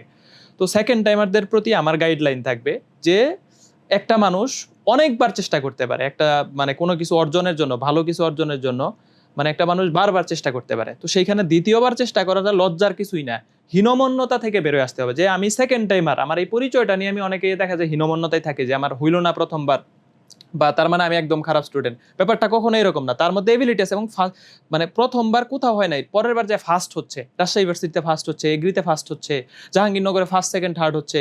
তো এই যে জায়গাটা, তার মানে একটা স্টুডেন্ট ফার্স্ট টাইম চান্স না পায়, পরের বার ফার্স্ট সেকেন্ড, ওর ইয়া ছিল, মেধা ছিল, অ্যাবিলিটি ছিল, ওর কিছু গাইডলাইনের অভাব ছিল, ওর কিছু হচ্ছে মানে মিস কনসেপশন ছিল, যেই কারণে হচ্ছে ওর আসলে চান্সটা মিস গেছে। বা শুরুর দিকে প্রথম টাইমে ফার্স্ট টাইমে এসে আমরা অনেক কিছু বুঝতে পারি না যে একটা এক্সামে আমার কি কি জিনিস ফলো করতে হবে, কি কি জিনিস পড়তে হবে, এবং আমরা দেখা যায় অনেক অদরকারি জিনিস আসলে পড়ে ফেলি যেটা অ্যাডমিশনে লাগে না।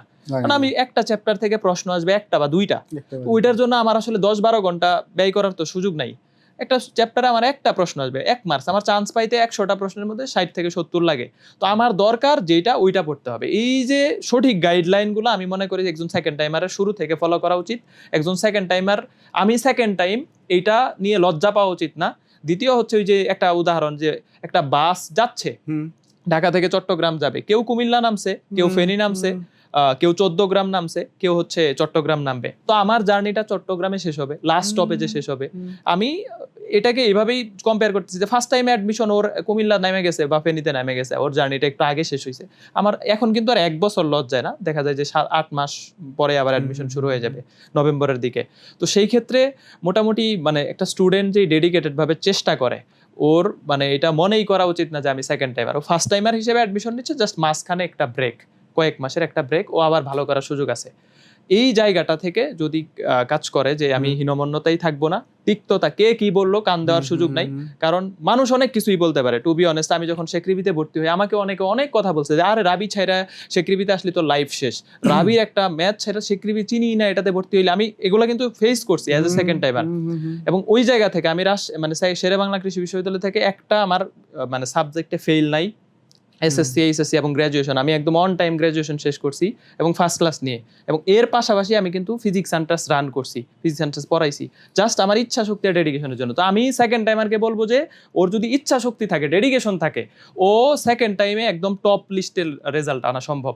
জাস্ট কনসিস্টেন্সি ধরে রাখে, কে কি বললো এই জিনিসটা এড়াইয়ে চইলা একদম হচ্ছে ফোকাস রাখে, হীনমন্যতা না রাখাও যদি একদম ডেডিকেটেড ভাবে চেষ্টা করে, অনেক কিছু পড়তে হবে না সেকেন্ড টাইমে। এরকম না যে মানে আমি অনেক বেশি পড়াশোনা করি, আমি কিন্তু রাজশাহীর ম্যাথ কন্টিনিউ করে সেকেন্ড টাইম প্রিপারেশন নিই। তার মানে আমি 4-5 ঘন্টা সেকেন্ড টাইমের জন্য পড়তাম এবং এটা কিন্তু এনাফ। একদম 4 ঘন্টা যদি কনসিস্টেন্ট শুরুর দিকে পড়ে, পরীক্ষার আগের 1 মাস 1.5 মাস যদি সে 10-12 ঘন্টা করে সময় দেয়, ওর কিন্তু জানা আছে ও একবার হোঁচট খাইছে, কি কি ভুল হইতে পারে এটা কিন্তু সেকেন্ড টাইমার ভালো জানে, এটা কিন্তু জানে। এবং ও ওই ভুলগুলা কিন্তু দ্রুত সময়ের মধ্যে শেষ মানে ফিল আপ করে, কভার আপ করে ও সেকেন্ড টাইম ভালো করতে পারবে। আর এখানে সেকেন্ড টাইমারদের আর একটা বাধার জায়গা আমি একটু বলি, যেটা যে ফ্যামিলি বা গার্ডিয়ান থেকে অনেক সময় সাপোর্ট থাকে না, বা ফ্রেন্ড সার্কেলে যে দেখা যায় যে এত বেশি প্রেসারের মধ্যে পড়ে যায় বিভিন্ন কথার কারণে, পুরো একা হয়ে যায়, অনেকে মেন্টালি স্ট্রেসের মধ্যে থাকে। তো আমি বলবো যে আসলে হচ্ছে ফ্যামিলিদেরকেও বা গার্ডিয়ান যারা আছে উনাদের যদিও আসলে এই ভিডিওটা কেউ দেখে, তো তাদের উদ্দেশ্যেও বলবো যে তারা যাতে হচ্ছে সন্তানকে ওই টাইমটাতে সাপোর্ট দেয়। এবং মানে সন্তানকে যদি একটা ভরসা দিয়ে কথা বলা যায় যে বাবা তুমি ফার্স্ট টাইমে পাও নাই, এটা কোনো সমস্যা না, সেকেন্ড টাইমে তুমি এর চাইতে অনেক ভালো জায়গায় পাবা, তোমার যোগ্যতা আছে, আমি জানি তুমি অনেক ভালো করবা। জাস্ট একটা ভরসা দিয়ে বাবা মা যদি একটা কথা বলে, বা পরিবারের একজন বা একটা ফ্রেন্ড ভরসা দেওয়ার মতো একটা ভালো বন্ধুও যদি থাকে, ওই ছেলেটা বা ওই মেয়েটা অনেক ভালো একটা রেজাল্ট করতে পারে। তো এরকম ভরসা দেওয়ার মতো একটা মানুষ, একটা গাইডলাইন বা একটা মেন্টর অন্তত হচ্ছে রাখা উচিত সেকেন্ড টাইম প্রিপারেশনের ক্ষেত্রে। আমি নিজে, এটা আপনিও দেখছেন, ও দেখছে, সবাই, আমি আমার নিজের লাইফে দেখছি যে আমাদের ধরেন খুব ক্লোজ একটা সার্কেল ছিল, মানে এই সার্কেল ভাঙবে না আমরা মনে করছি একটা পর্যায়ে, তাই না? কিন্তু জাস্ট বিকজ আমাদের ভার্সিটিটা মিলে নাই দেখে, বা ধরেন সবাই ভালো ভালো জায়গায় চলে গেছে আসে নাই দেখে, এই ছেলে আর কোনোদিন এই সার্কেলে আসেই নাই। মানে হয়তো পরবর্তীতে সে অনেক কিছু করছে, অনেক ভালো করছে আলহামদুলিল্লাহ, আমরাও মিশতে চাইছি, কিন্তু ও আর আসতে চায় না। মানে ও এতটা কষ্ট পাইছে এখান থেকে। এবং আমি এই জিনিসটা অনেকবারই মেসেজটা দেওয়ার ট্রাই করছি। আজকে আপনি আছেন, আই গেস অনেকেই ভিডিওটা দেখবে, তাদেরকে আমি বলতে চাই যে ভাই, রেজাল্ট হয়ে যাওয়ার পরে, আমার ব্যক্তিগত মতামত, রেজাল্ট হয়ে যাওয়ার পরে আরেকজনকে ভাই ফোন দিয়ে জিজ্ঞেস করাটা উচিত না যে কোথায় হয়েছে। যদি হয় ও নিজেই কিন্তু নিজেই কল দিবে ভাই, নিজে কল দিয়ে জানাবে। ভালো সংবাদ দেখা যায় যে মানে মানুষ খুশি মনে জানায়, খুশি মনে জানায়। আর হয় নাই মানে তার মানে আসলে হচ্ছে তাকে ফোন দিয়ে আবার একটু মানে জিজ্ঞেস করাটা আমি মনে করি যে আসলে উচিত না, অনেক বাজে। এবং ভাই জাস্ট এই একটা অ্যাক্টিভিটি কিন্তু তার মনে 3 মাস 4 মাসও থেকে যায় যে আমি এতটা কষ্ট পাইছি যে আমার হয় না, ওর হয়ে গেছে। এবং বাংলাদেশের প্রেক্ষিতে আরো একটা জিনিস যেটা যে যেমন ঢাকা বিশ্ববিদ্যালয়ে হয় নাই, বা মেডিকেলে হয় নাই, বা বুয়েটে হয় নাই, এর মধ্যে মনে করা হয় ও তুমি ডাবিতে চান্স পাইলা না, বুয়েটে পাইলা না, মেডিকেলে পাইলা না, আরে তোমার লাইফ শেষ। কিন্তু ও জাহাঙ্গীরনগরে একটা বিশ্ববিদ্যালয়ে ভালো ডিপার্টমেন্টে ভর্তি হলো, ও এগ্রিতে বাকৃবিতে ভর্তি হলো, শেকৃবিতে ভর্তি হলো, ও রাজশাহীতে, চট্টগ্রামে ভর্তি হলো। তো এই যে প্রত্যেকটা ভার্সিটি, ইভেন গুচ্ছের অনেক ভার্সিটি আছে যেই জায়গা থেকে মানে আমার বাইরের দেশ মানে বা যে কোনো জায়গায় মানে খুব ভালো ভালো প্রতিষ্ঠানে স্টুডেন্টরা আছে। ইভেন ইঞ্জিনিয়ারিং কলেজগুলা থেকেও দেখা যাচ্ছে গুগলে জব করতেছে জাস্ট ডেডিকেশনের জন্য। এবং এই যে প্রতিষ্ঠানকে ছোট করে দেখা যায় বিষয়টা, এটা বাংলাদেশে একটু বেশি হয়। মানে বাংলাদেশ মানুষের হচ্ছে আসলে এক্সপেকটেশনের জায়গা। মানে যদি কেউ মেডিকেলে চান্স পায়, রেজাল্ট জানায় যে আমি মেডিকেলে চান্স পাইছি, ও ঢাকা মেডিকেলে পাও নাই, অন্য মেডিকেলে পাইছো, বুয়েটে চান্স পায় না, কুয়েটে পাইছো, ও বুয়েটে পাইলা না, কুয়েটে হইছে, আরে কিছু করতে পারবে না। ডাবিতে চান্স পাইছে কিন্তু পিওর সাবজেক্ট, ও তুমি ডাবির অ্যাপ্লাইড সাবজেক্টে পাইলা না, পিওরে পাইছো। মানে আমাদের হচ্ছে ফুলফিল, মানুষের ডিজায়ার ফুলফিল করতে। এবং দুঃখজনক বিষয় ভাই, যারা এই কষ্টটা দেয় এরা কিন্তু লাইফে কখনো খুশি হতে পারে না। মানে যেমন একটা ছেলে এসে বলতেছে ভাই আমার চুয়েটে হয়েছে, ইনস্টেড অফ সেইং আলহামদুলিল্লাহ, আমি বলতেছি যে ও আচ্ছা বুয়েটে হয় নাই, ও বুয়েটে হয় নাই, মানে ও যে এক্সপেকটেশনটা নিয়ে আমাকে যে খুশিটা নিয়ে হ্যাঁ, রেজাল্টটা জানাইলো, জানাইলো। আমি ওর পুরা এই খুশির মধ্যে পানি এবং এটা অ্যাটলিস্ট এরকম মানুষ আছে 2-3 বছর ভাই এই মেমোরিটা নিয়ে এসে ভোগে যে আমাকে এই ছোটটা করছে ভাই। একটা ছোট্ট অ্যাপ্রিসিয়েশন একটা মানুষের অনেক কনফিডেন্স huge। অনেক বাড়ায় দিতে পারে। আর একটা হচ্ছে এই যে তাচ্ছিল্য করার বিষয়টা, যেটা মানুষের হচ্ছে এই যে অনেক দিন পর্যন্ত এটার ইম্প্যাক্ট তার লাইফে, সে হীনমন্যতায় ভুগে যে আহা তারে জানাইলাম বা বিষয়টা। এই জন্য মানুষের যে কোনো কাজ যদি মানুষ খুশি মনে জানায় যে হ্যাঁ এটা খুব ভালো করতেছো তুমি, এটা তাকে অ্যাপ্রিসিয়েশন জানানো উচিত আমার মনে করি যে কোনো কিছুতে। সে যেখানেই চান্স পায়, কিংবা সে ন্যাশনালেও যদি একটা ভালো সাবজেক্টে চান্স পায়, ন্যাশনাল থেকে কি মানুষ ভালো করেন। ইভেন অনেক শিক্ষার্থী আছে যারা পড়েই না, ন্যাশনাল প্রাইভেট কোথাওই পড়ে না, ওরা কি তারা কি ফ্যামিলি হয় না, তারা ইভেন অনেকে বিজনেসম্যান হয়ে যায়, অনেকে ফ্যামিলি বিজনেস দেখে, অনেকে বাইরের দেশে চলে যায়, এবং প্রত্যেকের জায়গা থেকে দেখা যায় একটা সময় স্টেবল। এবং আমি আমার ফ্রেন্ডের এক্সাম্পল দেই। আমার ফ্রেন্ড বিশ্ববিদ্যালয়ে ভর্তি হয়েছে বেগম রোকেয়াতে, বেগম রোকেয়ার অনেকে তাকে চিনবে। সে বেগম রোকেয়া থেকে আর মানে পড়াশোনা পরে কন্টিনিউ করে নাই, সে ফ্রিল্যান্সিং, ভালো ফ্রিল্যান্সিং করে। তো বাইরের দেশের বেশ কিছু কোম্পানিতে সে পার্মানেন্ট জব করে এবং তার মান্থলি ইনকাম অনেক বেশি, মানে যে এখন সে একটা ফুল কোম্পানি লিড করতেছে। এবং মানে তার অবস্থানেও আমিও এখন পৌঁছাইতে পারি না। মানে ব্যাপারটা হচ্ছে মানে সামাজিক স্ট্যাটাস যদি বলি, তাহলে এই যে বিষয়টা, তাহলে ওই ছেলেটা দেখা যেত যে ওই ইউনিভার্সিটিতে মানে ড্রপ দিয়ে দিছে, মানে পাস করে নাই, তাহলে ওর লাইফ কি শেষ হয়ে গেছে? পড়াশোনা যে করে নাই, রিজিক যার যেটা আছে ও যদি ডেডিকেশন দিয়ে ওই জায়গা থেকে ভালো করে, তাকে অ্যাপ্রিসিয়েট করা উচিত, সে যেখান থেকে ভালো করুক। সেকেন্ড টাইম নিয়ে আরেকটা কোশ্চেন, মেডিকেল সেক্টরে দেখা যায় যে সেকেন্ড টাইম দিয়ে যদি কেউ টপ কলেজগুলা, যদিও সব কলেজ সেম যাইতে যায়, তাহলে তারা পারে। সেকেন্ড টাইমাররা একটা হীনমন্যতায় ভুগে যে ওরা কখনোই চাইলে বুয়েট বা ঢাবিতে যাইতে পারবে না। সো আপনার কাছে কি লাগে যে বুয়েট ঢাবি এই কর্তৃপক্ষের যে ডিসিশনটা সেকেন্ড টাইম না থাকার, এটা কতটা যৌক্তিক? শুধু বুয়েট ডাবি না, এখানে বেশ কিছু, যেমন ইঞ্জিনিয়ারিং ভার্সিটি কোনোটাতেই সেকেন্ড টাইম রাখে না, বোটেক্স আছে এখানে, কিন্তু এমআইএসটি আবার আইইউটি দুইটাতে সেকেন্ড টাইম আছে। আর আমাদের হচ্ছে সেকেন্ড টাইম নাই জগন্নাথ বিশ্ববিদ্যালয়, যদিও কিছুদিন আগ পর্যন্ত গুচ্ছে থাকা পর্যন্ত ছিল। ঢাকা বিশ্ববিদ্যালয়, বুয়েট বা ইঞ্জিনিয়ারিং ইউনিভার্সিটি আগে সেকেন্ড টাইম সিস্টেম ছিল কিনা এটা আমি সঠিক জানি না। যদি আগে থেকে এরকম ভাবে চলে আসে এবং এই জায়গাটা, তাইলে আসলে এটা পুরাটাই কর্তৃপক্ষের বিষয়, বা আমাদের মন্তব্যের উপর তাদের আসলে কোনো ডিসিশন চেঞ্জ হবে না। কিন্তু এইখানে যে বিষয়টা থাকে যে দ্বিতীয়বার চেষ্টা করার সুযোগ দেওয়া, যেমন ঢাকা বিশ্ববিদ্যালয় এটা 12, 13, 14 পর্যন্ত কিন্তু ছিল, এরপরে থেকে এটা অফ হয়ে গেছে।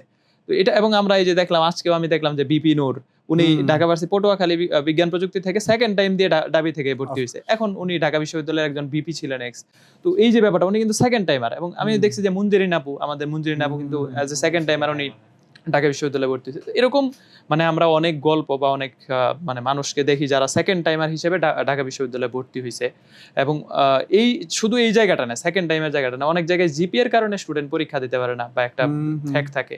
পরীক্ষা আমার মনে হয় যে একটা নির্দিষ্ট মানে মিনিমাম জিপিএ রাখা সবগুলা শিক্ষার্থীকে যদি দিতে দেওয়া যায়, ও তো পরীক্ষা দিয়ে ওর মেধা যাচাই করেই চান্স পাবে। তো এই জায়গাটা আগে আমরা দেখতাম 3.5, 3+ নিয়ে একটা বিশ্ববিদ্যালয়ে পড়তেছে। তো এই জায়গাগুলাতে হচ্ছে মনে হয় মনোযোগ দেওয়া উচিত বা দেওয়া যাইতে পারে। আর ঢাকা বিশ্ববিদ্যালয় বা ইঞ্জিনিয়ারিং ভার্সিটি সেকেন্ড টাইমের বিষয়ে স্টুডেন্টরা আসলে প্রত্যেক সেশনেই কাজ করে, এবং আমরাও কাজ করছি, কিন্তু আমরা যখন কথা বলি তখন আমাদের আসলে গালি খাইতে হয় যে ব্যবসায়িক স্বার্থে। আমি নিজেও ঢাকা বিশ্ববিদ্যালয়ে সেকেন্ড টাইম থাকলে এখানে সেকেন্ড টাইম দিতাম বা সেকেন্ড টাইম ট্রাই করতাম। আমি কিন্তু ডাবিতে আমার যখন ফার্স্ট টাইম হইল না, আমার মারাত্মক কষ্ট লাগছে। তো একজন মানুষের একটা স্বপ্ন পূরণের জন্য, কিন্তু ডাবিতে সেকেন্ড টাইম করলে এখানে আবার একটা জায়গা থাকে যে এই যে বেশিরভাগ স্টুডেন্ট আবার অন্যান্য ভার্সিটিতে ভর্তি হয়েছে ফার্স্ট টাইমে, এরা আবার দেখা যাবে যে ঢাকা বিশ্ববিদ্যালয়ের জন্য আবার বেশিরভাগ সিট ফাঁকা রেখে বিভিন্ন বিশ্ববিদ্যালয়ে ফাঁকা আসনের সংখ্যাটা অনেক বাড়তে থাকবে। তো কিছু রিস্ক ফ্যাক্টর আছে, কিছু ভালো দিক আছে। একটা স্টুডেন্ট একবার চান্স না পাইলেই সে ঢাকা বিশ্ববিদ্যালয়ে পড়ার যোগ্য না, ব্যাপারটা এরকম না। তো এই জায়গাগুলোতে যদি আসলে যৌথভাবে কিছু ডিসিশন নিয়ে, যেমন মেডিকেলে আমাদের 3 মার্ক কাটা যায় সেকেন্ড টাইমে, সে ঢাকা মেডিকেলে কিন্তু যাচ্ছে, ফার্স্ট টাইমে কোথাও বা পাইলো না, কিন্তু সেকেন্ড টাইমে সে ঢাকা মেডিকেল থেকে ডাক্তার হচ্ছে বা চান্স পাচ্ছে। তো এরকম কিন্তু তাকে বলা নাই যে সেকেন্ড টাইম আর ঢাকা মেডিকেলে পড়তে পারবে না বা সলিমুল্লাহতে পড়তে পারবে না, এরকম কিন্তু বলা নাই। তার যোগ্যতা অনুযায়ী সে যাচ্ছে। তো এরকম যদি কোনো একটা সিস্টেম যৌথভাবে, যেটা আসলে হচ্ছে মানে মার্ক কাইটা হোক বা কিছু একটা করে, যেটা ফার্স্ট টাইমার সাথে একটা সমন্বয় করে যদি সম্ভব হয়, তাহলে এটা আসলে কর্তৃপক্ষ ডিসিশন নিতে পারে, পজিটিভ ডিসিশন শিক্ষার্থীদের ভালোর জন্য আসলে, যেটা আমরা দেখছি যে আরো অনেকেই কথা বলছে এই বিষয়টা নিয়ে। হ্যাঁ, সেকেন্ড টাইমারদের ক্ষেত্রে কয়েকটা ভুলের কি লিস্ট দেওয়া পসিবল ভাই, যে আপনি এক্স্যাক্টলি এটা মোটামুটি বলে দিতে পারেন যে এটা হইলে চান্স খুব কমে যাচ্ছে? সেকেন্ড টাইমে বেশ কিছু ভুলের মধ্যে অন্যতম একটা ভুল হচ্ছে যে সেকেন্ড টাইম মানে শুরুর দিকে মারাত্মক ফ্লো থাকে, মানে একদম মানে এখন যদি একটা স্টুডেন্ট, আমাদের পরীক্ষা শুরু হবে এই সেশনটা নভেম্বর ডিসেম্বরে সাপোজ, তো এখনো হচ্ছে এপ্রিল মে মানে মে জুন জুলাই একদম ধুমায়া পড়লো, পরে অগাস্ট থেকে আর খোঁজ নাই। তো এই স্টুডেন্টটা যদি কনসিস্টেন্সি ধরে রাখতে না পারে তাহলে একদম সেকেন্ড টাইমার আসলে হচ্ছে লাস্ট পর্যন্ত ভালো আউটপুট আনতে পারে না। কিন্তু দেখা যায় অনেক সেকেন্ড টাইমার আছে ফার্স্টের দিকে অল্প অল্প অল্প অল্প করে কনসিস্টেন্সি ধরে রেখে পড়ছে, লাস্টে যায় ভালো এফোর্ট দিয়ে ও ফার্স্ট সেকেন্ড থার্ড হয়ে যাচ্ছে। তো এইটা একটা বড় ভুল যে লম্বা সময় ট্র্যাকে না থাকা, শুরুর দিকেই বেশি এনার্জি শেষ করে পরে কিছুদিন পরে ডিপ্রেশনে চলে যায়। এটা কি ঘন্টায় মাপা যায় যে আমার এভারেজে এই কয় ঘন্টা পড়া? হ্যাঁ, আমি মনে করি যে প্রত্যেকটা একটা সেকেন্ড টাইমার ও যদি 4 ঘন্টাও সময় রেগুলার এখন থেকে দেয়, পাশাপাশি অন্য কাজ করে, সে ভালো করতে পারবে ইনশাআল্লাহ। ওকে, এটা একটা ভুল ভাই। আর অন্য কোনো ভুল আছে যেটা একদম মোটামুটি ডিফাইন করে দিতে পারে যে? আচ্ছা, তো সেকেন্ড টাইমার হিসাবে এখানে আমি যদি আরো একটা ভুলের কথা বলি, একটা ভুল হচ্ছে যে কনসিস্টেন্সি ধরে মানে ইয়াটা না রাখা। দ্বিতীয় যেই ভুলটা মানে একজন সেকেন্ড টাইমার হচ্ছে এই যে এক্সাম দেওয়া বা হচ্ছে একদম ক্লাস করা, মানে সেকেন্ড টাইম যায় এরকম মনে হয় যে আমি তো সব পারি। হ্যাঁ হ্যাঁ, ফার্স্ট টাইম আরে এটা পড়ে আসছে, সেকেন্ড টাইম এটা আমার করার দরকার আছে। বা ওই যে জায়গাটা আমি মনে মানে সেকেন্ড টাইমের আরো উচিত যে আমি যেটা আসলে আমার গ্যাপ আছে দেখেই কিন্তু আমি চান্স আমার কোনো কারণে হয় নাই, আমার একটা গ্যাপ ঘাটতি আছে এই জন্যই কিন্তু হয় নাই। অনেকেই ঘাটতিটা আসলে মানে মনে করে যে আমার নাই, আমি সব পারি। এই জিনিসটা ফোকাস করা উচিত যে আমার কি কি গ্যাপ আছে, আসলে আমার ঘাটতি আছে দেখে আমার চান্স হয় নাই, ওই জায়গাগুলো ফোকাস করা। আপনি তো 20 ব্যাচের জার্নিটা দেখছেন তাই না? মানে আমি 20 ব্যাচ তাই বলতেছি। এটা মানে এটার সাথে একটা ইন্টারেস্টিং পার্ট মিলবে আর কি। মানে আপনি এটা একদম স্বীকার করবেন আমি জানি যে 20 ব্যাচের সময় এমন অনেক স্টুডেন্ট ছিল যারা একদম টপ টিয়ার ইউনিভার্সিটিগুলোতে চান্স পেয়ে যাবে। টাইমটা অনেক বেড়ে গেছে, প্রায় 1 বছর টাইম কিন্তু বাড়ছে, এই কারণে তারা ঝরে পড়ছে। এক্স্যাক্টলি, একদম ধরেন এইচএসসির বেসিকও নাই, এই টাইপের স্টুডেন্টও কিন্তু অনেক ভালো জায়গায় চলে গেছে। Right right. এবং এই জিনিসটা আমি নিজে এক্সপিরিয়েন্স করছি যে ধরেন আমাদের কিন্তু ভাই 1 মাস 2 মাস 3 মাস করে করে পরীক্ষা পিছাচ্ছিল। আমরা 20 ব্যাচ বুয়েটের পরীক্ষা দিতে মনে হয় 21 অক্টোবরে, 21 সালের প্রায় বছর। এবং আমার মনে আছে প্রতি 3 মাস পর পর যে এতটা বোরিং লাগতো ভাই যে সেম জিনিস আমাকে আবার পড়তে হবে। এবং আমি কোনোভাবেই এটাকে মানে এরকম করতে পারবো না সেটা আমি পড়ছি, কারণ আসলে মাথায় থাকে না, পড়া চলে যাচ্ছে ভাই। সেকেন্ড টাইমার হিসেবে ভাই জানি এটা খুব টাফ আর কি ভাই। এবং সেকেন্ড টাইমারের ক্ষেত্রে কিন্তু এই জিনিসটা হয় যে আমি একই জিনিস বারবার পড়তেছি, কতবার পড়বো। কিন্তু ব্যাপার হচ্ছে মানে এই জিনিসটাই যাতে নিজের মধ্যে না আসে যে একটা জিনিস পড়ছি, আমাকে তো ওইটা পরীক্ষা মানে এখন পারতেছি, কিন্তু আমি ওইটা 7-8 মাস পরে মনে রেখে পরীক্ষার হলে যে অ্যাপ্লাই করতে পারবো কিনা, কারণ আমাকে তো ওইটা ধরে রাখতে হবে। আমি আজকে একদম একটা চ্যাপ্টার একদম 20 ঘন্টা লাগায় পড়লাম, আজকে পড়লাম, কিন্তু আমার পরীক্ষা 8 মাস পরে। হ্যাঁ, আমি একটা চ্যাপ্টার ভালো করে পড়বো, কিন্তু ওই চ্যাপ্টারটা আমি যাতে মনে রাখতে পারি ওই জিনিসটা আমাকে রিভিশনে রাখতে হবে। এই জন্য সেকেন্ড টাইমারের জন্য একটা বড় বাধা হচ্ছে রিভিশন না করা। যে একটা পড়ছি, পড়ার পর একটা গ্যাপ নেই, গ্যাপ নিলে আবার সব ভুলে যাই, আবার শূন্য থেকে স্টার্ট করা লাগে। তো এই জন্য কনসিস্টেন্সি ধরে রাখা, অল্প অল্প পড়ুক, রেগুলার ওটা রিভিশনে রাখা, শেষ পর্যন্ত যদি পড়তে পারে একদম সেকেন্ড টাইমার ভালো করবে, এবং এটা মানে নিঃসন্দেহে ভালো করবে ইনশাআল্লাহ।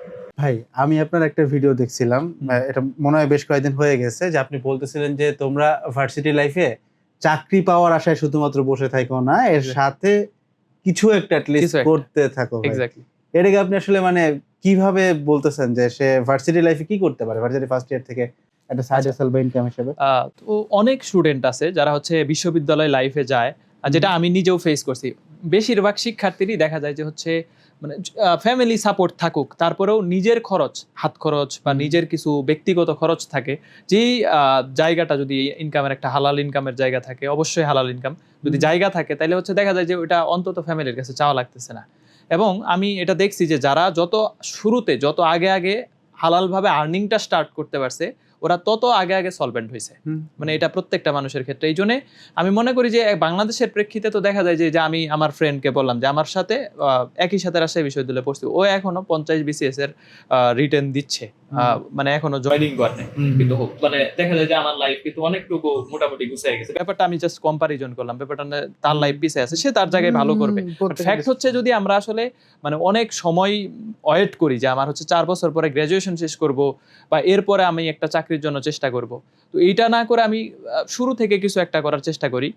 আমি হয়তো টিউশন করছি বা আমি একটা প্ল্যাটফর্মে পড়াচ্ছি, এটা অনেকে মানে ফ্যামিলি বিজনেস থাকে বা একটা নিজের মতো বিজনেস করতে পারে, বা কেউ টিউশন করায়, যেটা অন্তত কিছু করার সুযোগ না থাকলে 2টা টিউশন করা, 2টা টিউশন করাইলে ওর একজন মানে মানুষের সাথে কথা বলার স্কিল কিন্তু ডেভেলপমেন্ট হচ্ছে, ও কিন্তু একটা বেনিফিট পাচ্ছে টিউশন থেকে 3 থেকে 4 হাজার টাকা। একটা বিশ্ববিদ্যালয়ের স্টুডেন্ট যখন টিউশন করায়, ও একটা নতুন ফ্যামিলিতে যায়, নতুন ফ্যামিলির সাথে কিন্তু ওর একটা আন্ডারস্ট্যান্ডিং তৈরি হয়। ওই যে মানুষের সাথে অভিযোজন ক্ষমতাটা, ওর যে আরেকজনের সাথে মানায় নেওয়া, আরেকটা ফ্যামিলির সাথে অ্যাডজাস্ট হয়ে যাওয়া, এটা কিন্তু ওর স্কিলটা ওর মধ্যে চলে আসলো।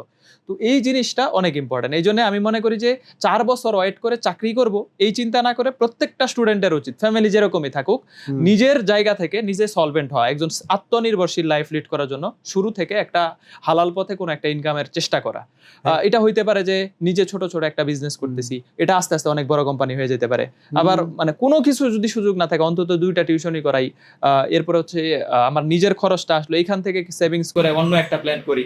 এটা কিন্তু সুযোগ আছে, আসলে আমাদের সুযোগ আছে। এই জন্য আমরা এরকম অনেক মানুষকে দেখছি যারা হচ্ছে মানে ফার্স্ট ইয়ার থেকে একদম ইউনিভার্সিটি ফার্স্ট ইয়ার থেকে আর্নিং স্টার্ট করছে, ওদের কিন্তু 4th ইয়ার যাওয়ার আগে 3rd ইয়ার 2nd ইয়ার 3rd ইয়ার ইভেন 4th ইয়ারে যায় সে সলভেন্ট, খুব ভালোভাবে চলতেছে। ইভেন সে যদি তখন বিয়েও করে এবং একটা সংসার ফুললি টানতে পারবে এরকম অ্যাবিলিটি হয়ে যায়। তো এই জিনিসটা কিন্তু আসলে ইম্পর্টেন্ট। আমরা মনে করি যে গ্রাজুয়েশন শেষ করব, এরপরে অতদিন পর্যন্ত ফ্যামিলি থেকে টাকা নেওয়ার একটা ব্যাপার থাকে যে ফ্যামিলি আর কতদিন দিবে, ফ্যামিলির প্রতি আমাদের একটা দায়িত্ব থাকে। কারণ গ্রাজুয়েশন লাইফে আসা মানে আমরা কত বছর হয়ে গেছে, 20-22 বছর হয়ে যায়। তো এই জায়গা থেকে আবার ফ্যামিলির কাছে টাকা চাওয়াও একটা দেখা যায় যে সম্মানে লাগে। এবং 4 বছর পরেও যে জব হয়ে যায় এরকমটাও কিন্তু না। বাংলাদেশের যে চাকরির বাজার দেখা যায় 2-3 বছর টানা বাইবা এবং ওই বাইবা গুলা দিতে যায় একটা ফর্ম তোলার একটা বড় খরচ, যেটা বাংলাদেশের অনেক স্টুডেন্টের আসলে যায়। এই খরচগুলা কিন্তু তখন একটা স্টুডেন্ট ডিপ্রেশনে থাকে বা একটা মানুষ ডিপ্রেশনে থাকে যে আমি আর কত খরচ করব, চাকরি হচ্ছে না, ভাইবা দিচ্ছি, এই সেই। এই জন্য শুরু থেকে একটা নিজের আর্নিং থাকলে, হালাল আর্নিং থাকলে, এখান থেকে একটু সেভিংস থাকলে সে যে কোনো একটা ভালো ডিসিশন নিতে বা একটা ভালো কিছু শুরু করতে মানে সাহসটা পায়। এই জন্য আমার মনে হয় যে সে স্টার্ট করতে পারে ইউনিভার্সিটির ফার্স্ট ইয়ার থেকেই। এবং আরো যদি আগে কারো সম্ভব হয়, যেমন আমি সেকেন্ড টাইমারদেরকেও কিন্তু বলি যে সেকেন্ড টাইম করো, পাশাপাশি অন্তত 1-2টা টিউশনই করো, বা তুমি ভালো কেক বানাও, একটা কেক বিজনেস করতে পারো। এরকম না যে তোমাকে ফেসড হইতে হবে, তুমি একটা নাম, সুন্দর নাম দিয়ে একটা কেক বানাও, তুমি একটা ভালো কাপড়ের জিনিস ভালো বোঝো, একটা ক্লথিং। আমরা একটা গল্প দেখছি, জাস্ট হকার থেকে এখন একটা বিশাল কোম্পানির মালিক। আমি এটা কিবরিয়া ভাইয়ের শোতেই দেখছি যে এখানে হচ্ছে জাস্ট ঢাকা শহরে আইসা ব্যানে করে বা হকারি করে টি শার্ট বিক্রি করতো, কিন্তু সে শুরুটা করছিল বিক্রি করাটা, এখন তার একটা মারাত্মক মানে একটা বড় কোম্পানি হয়ে গেছে এবং সেখানে হাজার হাজার মানুষ চাকরি করতেছে, কাজ করতেছে। সে যদি ওই মানে হকার থেকে শুরুটা না করতো তার কিন্তু এই প্রতিষ্ঠানটা আসতো না। আমি যদি 2টা টিউশনি 1টা টিউশনি স্টার্ট না করতাম, আমি লিফলেট দিছি, টিউশনি করছি, আমি 5 জন নিয়ে অনলাইনে শুরু করছি, খাতায় লিখে পড়াইছি, আজকে কিন্তু আমার এই বোর্ড সেট আপ, আমার এই এত হাজার হাজার স্টুডেন্ট, এটা সম্ভব হতো না যদি আমি স্টার্টটা না করতাম। এই জন্য সবাইকেই শুরু করা উচিত, যেরকমই হোক আল্লাহর নামে শুরু করি, আল্লাহর উপরে তাওয়াক্কুল করে যদি কেউ শুরু করে বড় কথা মানে পুরাটা আল্লাহ দিবে। আল্লাহর মানে ভান্ডারে কখনো হচ্ছে আসলে কমতি নাই, কখনো কমতি নেই। ভার্সিটি লাইফে এখন মানে আমার একটা ভাই ওই যে প্লেলিস্ট আছে আলটিমেট সিলেবাস, আপনি দেখছেন কিনা আমি জানি না, আমি বিভিন্ন রিলিজিয়াস কন্টেন্ট বানাই। আচ্ছা। তো অনেক কোশ্চেন আসে যে ভাই ভার্সিটি লাইফে বিয়ে করতে চাই যদি কেউ, যে ধরেন জাস্ট আমি একটা হালাল লাইফ লিড করতে চাই, আপনি এটাকে কিভাবে দেখেন ভাই? এটা মানে এমন একজনকে কোশ্চেনটা করা হয়েছে যে নিজে এখনো বিয়ে শাদী করে নাই আর কি। তো ব্যাপার হচ্ছে বিয়ে করা একটা ভালো কাজ ইসলামে। এটা মানে এখন আল্লাহ রিজিকটা যেভাবে যখন লিখে রাখছে তার ওই টাইমে আসবে। টু বি অনেস্ট, এটা আমার যখন আসলে লেখা আছে ওইভাবে আসবে। কিন্তু যার যত আগে সুযোগ আছে বা যদি হচ্ছে এটা মানে যারা বিয়ে করে, এটা আমি একটা মানুষ সাপোর্ট দিচ্ছে, একদম পাশে একজন আছে যে হচ্ছে তার ওয়াইফ তাকে সাপোর্ট দিচ্ছে, ওই মানুষ মানে একটা মানুষ সিঙ্গেল একা হাঁটতেছে আর একটা মানুষ হচ্ছে সঙ্গী সহ হাঁটতেছে, ওর গ্রোথটা অনেক বেশি হবে, ওর গ্রাফটা অন্যরকম হয়ে যাবে। তো এটা খুব পজিটিভ জিনিস এবং এটাকে আসলে হচ্ছে বাংলাদেশে মানে মানুষ কিভাবে দেখে আমি জানি না, কিন্তু আমি মনে করি যে গার্ডিয়ান লেভেলে যে ছেলেকে এত টাকা ইনকাম করতে হবে নাহলে বিয়ে দেওয়া যাবে না, এত টাকা দেনমোহর দিতে হবে, যে 10 লাখ 20 লাখ 30 লাখ দেনমোহর ছাড়া বা কাবিন ছাড়া কাবিন করা যাবে না, বা আমাদের এই যে স্বর্ণের বড়ি যে 5 ভরি স্বর্ণ ছাড়া একটা ছেলে কেবল হচ্ছে ইউনিভার্সিটিতে পড়ে, তো ওই ছেলে যদি বিয়ে করতে চায় তো ওই ছেলেটা আসলে ওইটা এফোর্ড করবে কিভাবে? তো এই জায়গাগুলোও গার্ডিয়ানদের একটু শিথিল করতে পারলে মানে আমাদের সমাজটা আসলে ছেলে মেয়ে উভয় পক্ষেরই বিয়ে করাটা সহজ হয় এবং এটা খুব ভালো কাজ, আমি খুব ভালোভাবেই দেখি আসলে। এবং আমি আল্লাহর কাছে দোয়া করি আল্লাহ আমাকে হচ্ছে খুব দ্রুত কিছু একটা ব্যবস্থা করে দিক ইনশাআল্লাহ। হ্যাঁ, আপনি তো ইউনিভার্সিটিতে 2বার চান্স পাওয়া পাবলিক, তাহলে আপনি অফকোর্স এটা ভালো মতো জানেন যে এই কাজগুলো করলে ইনশাআল্লাহ চান্স হয়ে যাবে ভাই, এরকম করে একটা লিস্ট দেন তো ভাই। আচ্ছা, এটা হচ্ছে একটা যে কোনো স্টুডেন্ট, এটা হচ্ছে হোক মেডিকেল অ্যাডমিশন কিংবা যে কোনো অ্যাডমিশনের ক্ষেত্রে একটা স্টুডেন্ট যদি হচ্ছে আসলে ফলো করে বিষয়গুলা, যেটা হচ্ছে আমি বললাম যে আমি আমার অ্যাডমিশন আমি অনেক বেশি পড়ছি এরকম না, আমি দেখা গেছে ফার্স্ট টাইম অ্যাডমিশনের সময় 1-2 ঘন্টাও পড়ছি, মানে দিনে 1 ঘন্টা 2 ঘন্টা এরকম। কিন্তু আমি একটা কাজ করছি যে কোনো ক্লাস মিস করি নাই, মানে আমাদের সময় তো আসলে অনলাইন ছিল না, অফলাইনে পড়তে হয়েছে, মানে আমাদের অফলাইনের প্রত্যেকটা ক্লাস একদম ডিরেক্টলি ক্লাসে যায় পড়ে আসছি, এবং ক্লাসে যা পড়াইছে ওইটা বাসায় এসে 1 ঘন্টা রিভিশন করছি। আমার মনে হয় যে দিনের পড়াটা দিনে শেষ করতে পারলে অনেক পড়ার প্রেশার কমে যায়। এই একটা কাজ যদি স্টুডেন্টরা ডেডিকেটেড ভাবে করে যে দিনের পড়াটা দিনে শেষ করব, এবং পরবর্তী এটা বারবার রিভিশন করার যে প্রসেসটা, যে একবার পড়ছি আমার এরকম কিন্তু হবে যে আসলে এটা ভুলে গেছি, মনে হবে যে একটা সময় যে আহা যা পড়ছি সব ভুলে গেছি, তো ওইটা আবার রিভিশন করা, আবার রিভিশন করবো, আবার ভুলে যাবো অনেকটা পার্ট, দেন আবার রিভিশন, যতগুলা রিভিশন দেওয়া সম্ভব, এবং ক্লাসগুলা যেই কোর্সে যেই টিচারের ক্লাস করুক ওই টিচারের ক্লাস। কারণ একটা জিনিস হচ্ছে স্লাইডে অনেক কিছু লেখা থাকে না, যে টিচার মুখে বলে, টিচারের একটা কথা বা একটা গাইডলাইন অনেক সময় একদম মানে অনেক বেশি ইম্প্যাক্ট ফেলে একটা এক্সামের ক্ষেত্রে। তো এই কারণে প্রত্যেকটা টিচারের যে যেখানে ক্লাস করবে আমার মনে হয় সবগুলা ক্লাস ডেডিকেটেড ভাবে শেষ করা উচিত, ওই টিচারের গাইডলাইন অনুযায়ী যা যা পড়াইছে এটা রিভিশন করা উচিত একদম রেগুলারলি, মানে দিনের পড়াটা দিনে শেষ করা, দেন একবার সিলেবাস শেষ হয়ে গেল এটা বারবার আরেকবার হচ্ছে রিক্যাপ করা, এক্সামের মধ্যে থাকা।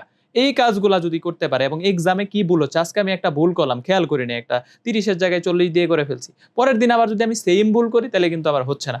একটা ভুল যেটা করলাম এটা পরের এক্সামে না করা, এই কাজগুলা যদি করে, একটা হচ্ছে কনসিস্টেন্সি, রেগুলার একদম ক্লাস করতেই হবে, মানে একবার করে অন্তত ক্লাস করে দেন হচ্ছে ওইটা ওই ক্লাসে যা যা পড়াইলো টিচারে ওই নোটটা আমি হচ্ছে নিজের মতো করে রিভিশন করলাম বা গুছাইলাম, কেউ চাইলে শর্ট নোট নিতে পারে।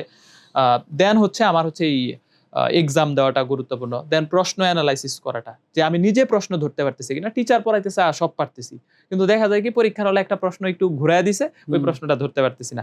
তো এই জায়গাটায় আরেকটু ফোকাস করলে স্টুডেন্টরা অ্যাডমিশন অনেক ভালো করবে, যে প্রশ্নটা নিজে ধরতে পারা, নিজে প্র্যাকটিস করা, সেলফ প্র্যাকটিসটা বাড়ানো, এটা অনেক ইম্পর্টেন্ট অ্যাডমিশনে ভালো করার ক্ষেত্রে।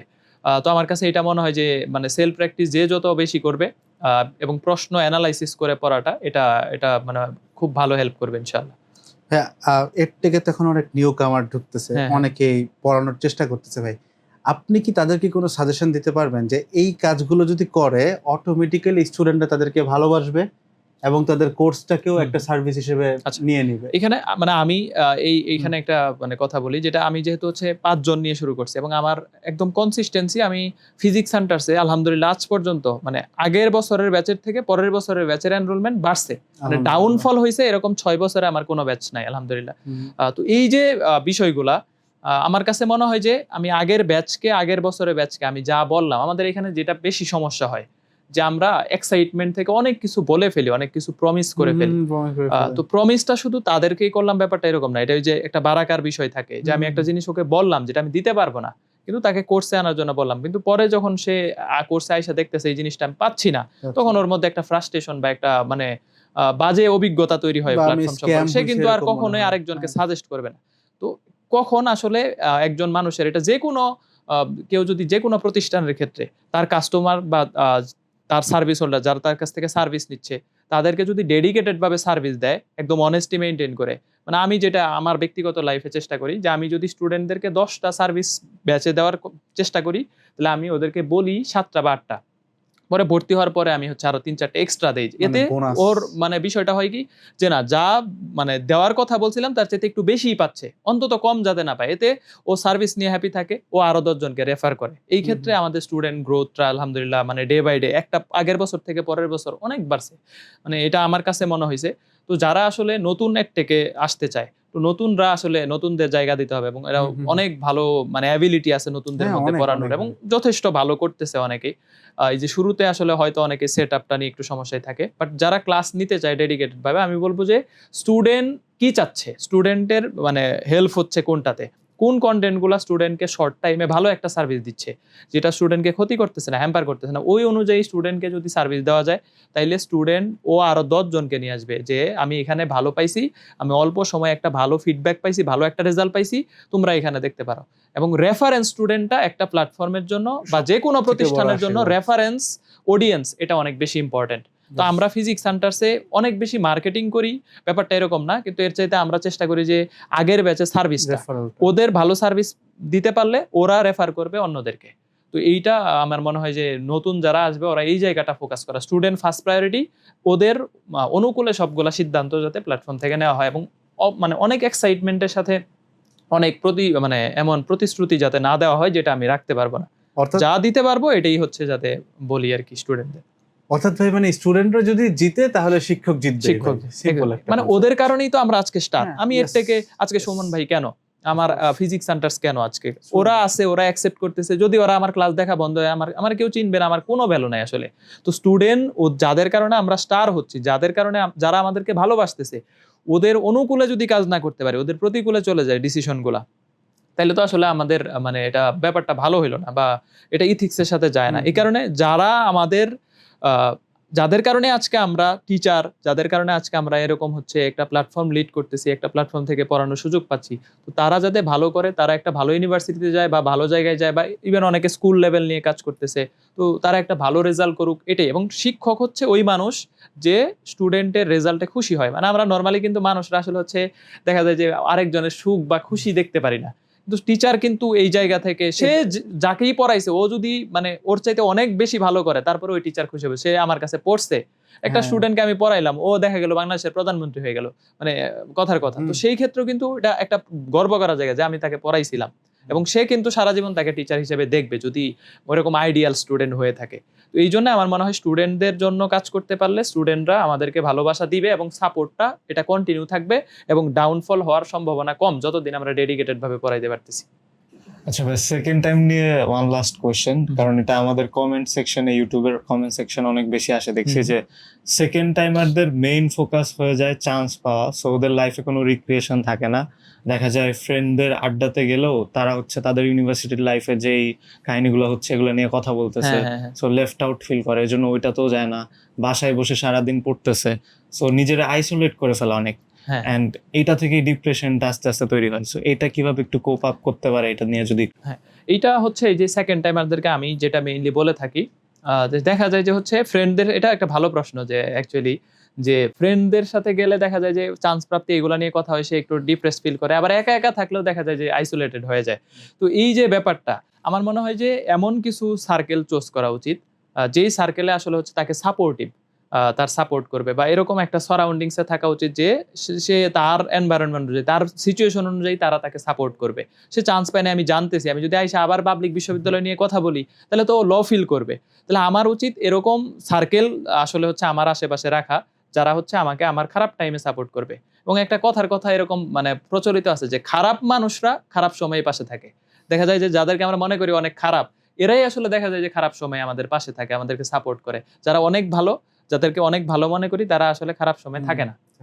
তো এই জন্য যারা খারাপ সময়, ব্যাড টাইমে থাকবে, এরকম সারাউন্ডিংসে থাকা।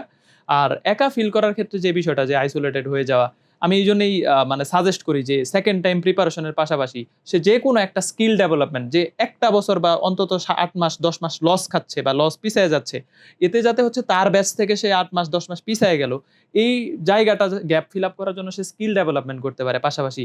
বা যে কোনো একটা ওই যে টিউশন করানো, যে কোনো কিছুতে নিজেকে ব্যস্ত রাখা, একটা মানে কাজ করার জায়গা থাকলে দেখা যাবে মানুষ ওইখানে ডেডিকেটেড ভাবে কিন্তু আসলে ইফোর্ট দিবে, ওর ওই ব্যস্ততাটা ওইটার সাথে মানে একটা ফিডব্যাক আসতেছে, আমি টিউশন করাই, আমার একটা ফিডব্যাক আসতেছে, বা আমি একটা স্কিল ডেভেলপমেন্ট করতেছি, আমি একটা কোডিং করতেছি, আমি একটা কোনো কিছু বানাচ্ছি, আমি একটা বিজনেস রান করতেছি সেকেন্ড টাইমের পাশাপাশি কিন্তু পসিবল। কারণ আমরা মনে করি যে মানে অনেক কিছু পসিবল না, যেটা আমি কিন্তু ওই যে বললাম যে আমি গ্রাজুয়েশন করছি একদম অন টাইম, আমার কোনো ড্রপ নাই এবং রেজাল্ট ফার্স্ট ক্লাস, এরপর আমি ফিজিক্স সেন্টার্স কিন্তু ডিবিএম ব্যাটের মতো সাবজেক্ট কিন্তু অনেক প্রেশার থাকে, এরপরেও আমি মানে একদম ডেডিকেটেড ভাবে প্ল্যাটফর্ম রান করে গেছি। আসলে যেই টাইমটা মনে হয় যে আমরা টিউশন করাবো, ওই টাইমটা আসলে আড্ডা দিয়েই নষ্ট হয়। যদি আমি টিউশনে না যাই, হয় রিলস দেখবো, না আড্ডা দিব, নাইলে আসলে এরকম করবো। বা শুধু টিউশন না, মানে আমি একটা কাজ করতেছি স্কিল ডেভেলপমেন্টের জন্য, কোনো একটা কাজ করতেছি, ওই কাজটা বাদ দিয়ে আমি আসলে কি করবো, রিলস দেখবো নাইলে অন্য কিছু। এই জন্য এইটা অ্যাভয়েড করে যদি আসলে স্কিল ডেভেলপমেন্টে ফোকাস করে, আমার মনে হয় যে ভালো করা সম্ভব।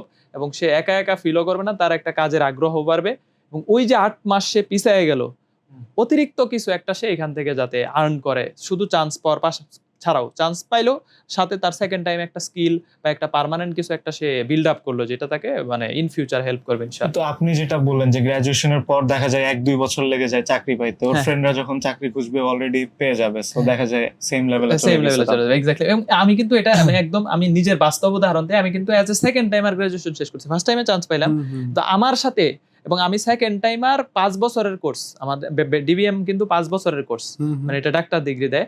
তো সেই ক্ষেত্রে আমি 5 বছর গ্রাজুয়েশন শেষ করলাম, এবং যারা ফার্স্ট টাইম আর 4 বছরে গ্রাজুয়েশন শেষ করছে তাহলে আমার 2 বছর আগে গ্রাজুয়েশন শেষ করলো, কিন্তু তারা অনেকে আছে এখনো জব পায় নাই। অথচ ওই জায়গা থেকে আমি, আমার জায়গা থেকে আমি যেটা করতেছি আসলে আমার এটা মনে হয়েছে আমি এটা ভালো পারবো, আমি এটা একটা প্রতিষ্ঠান হিসেবে মানে আমি আমার একটা প্যাশন পড়ানো, তো আমি এই জায়গায় ফোর্স দিচ্ছি। আমি আলহামদুলিল্লাহ আমার জায়গা থেকে আমার ফ্যামিলিকে সাপোর্ট দিচ্ছি, আমার সারাউন্ডিংসে আরো কিছু ফ্যামিলি আছে যাদেরকে সাপোর্ট দিচ্ছি।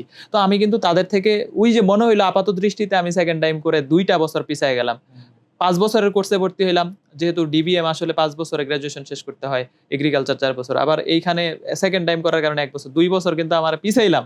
তাহলে আমার কিন্তু উচিত ছিল যে আমার চাইতে অনেক পিছিয়ে গেলাম, কিন্তু দেখা গেছে দিন শেষে আলটিমেটলি এই জায়গাটার কারণে মানে স্কিল বা যে কোনো একটাতে ফোকাস থেকে কাজ করার কারণে, এবং শুরু থেকে আমি কিন্তু ফার্স্ট ইয়ার থেকে একদম 2018 সালে 17-18 সেশনে আমি সেকেন্ড টাইম কন্টিনিউ করলাম। আমি একদম শুরু থেকেই কাজ করা শুরু করছি, একটা টিউশনই হোক বা যে কোনো কাজ হোক, এবং আমি মানে বই লেখার কাজ করতাম, তো বই লেখা হোক, যেইটা করছি একদম মন থেকে ডেডিকেশন দিয়ে করছি।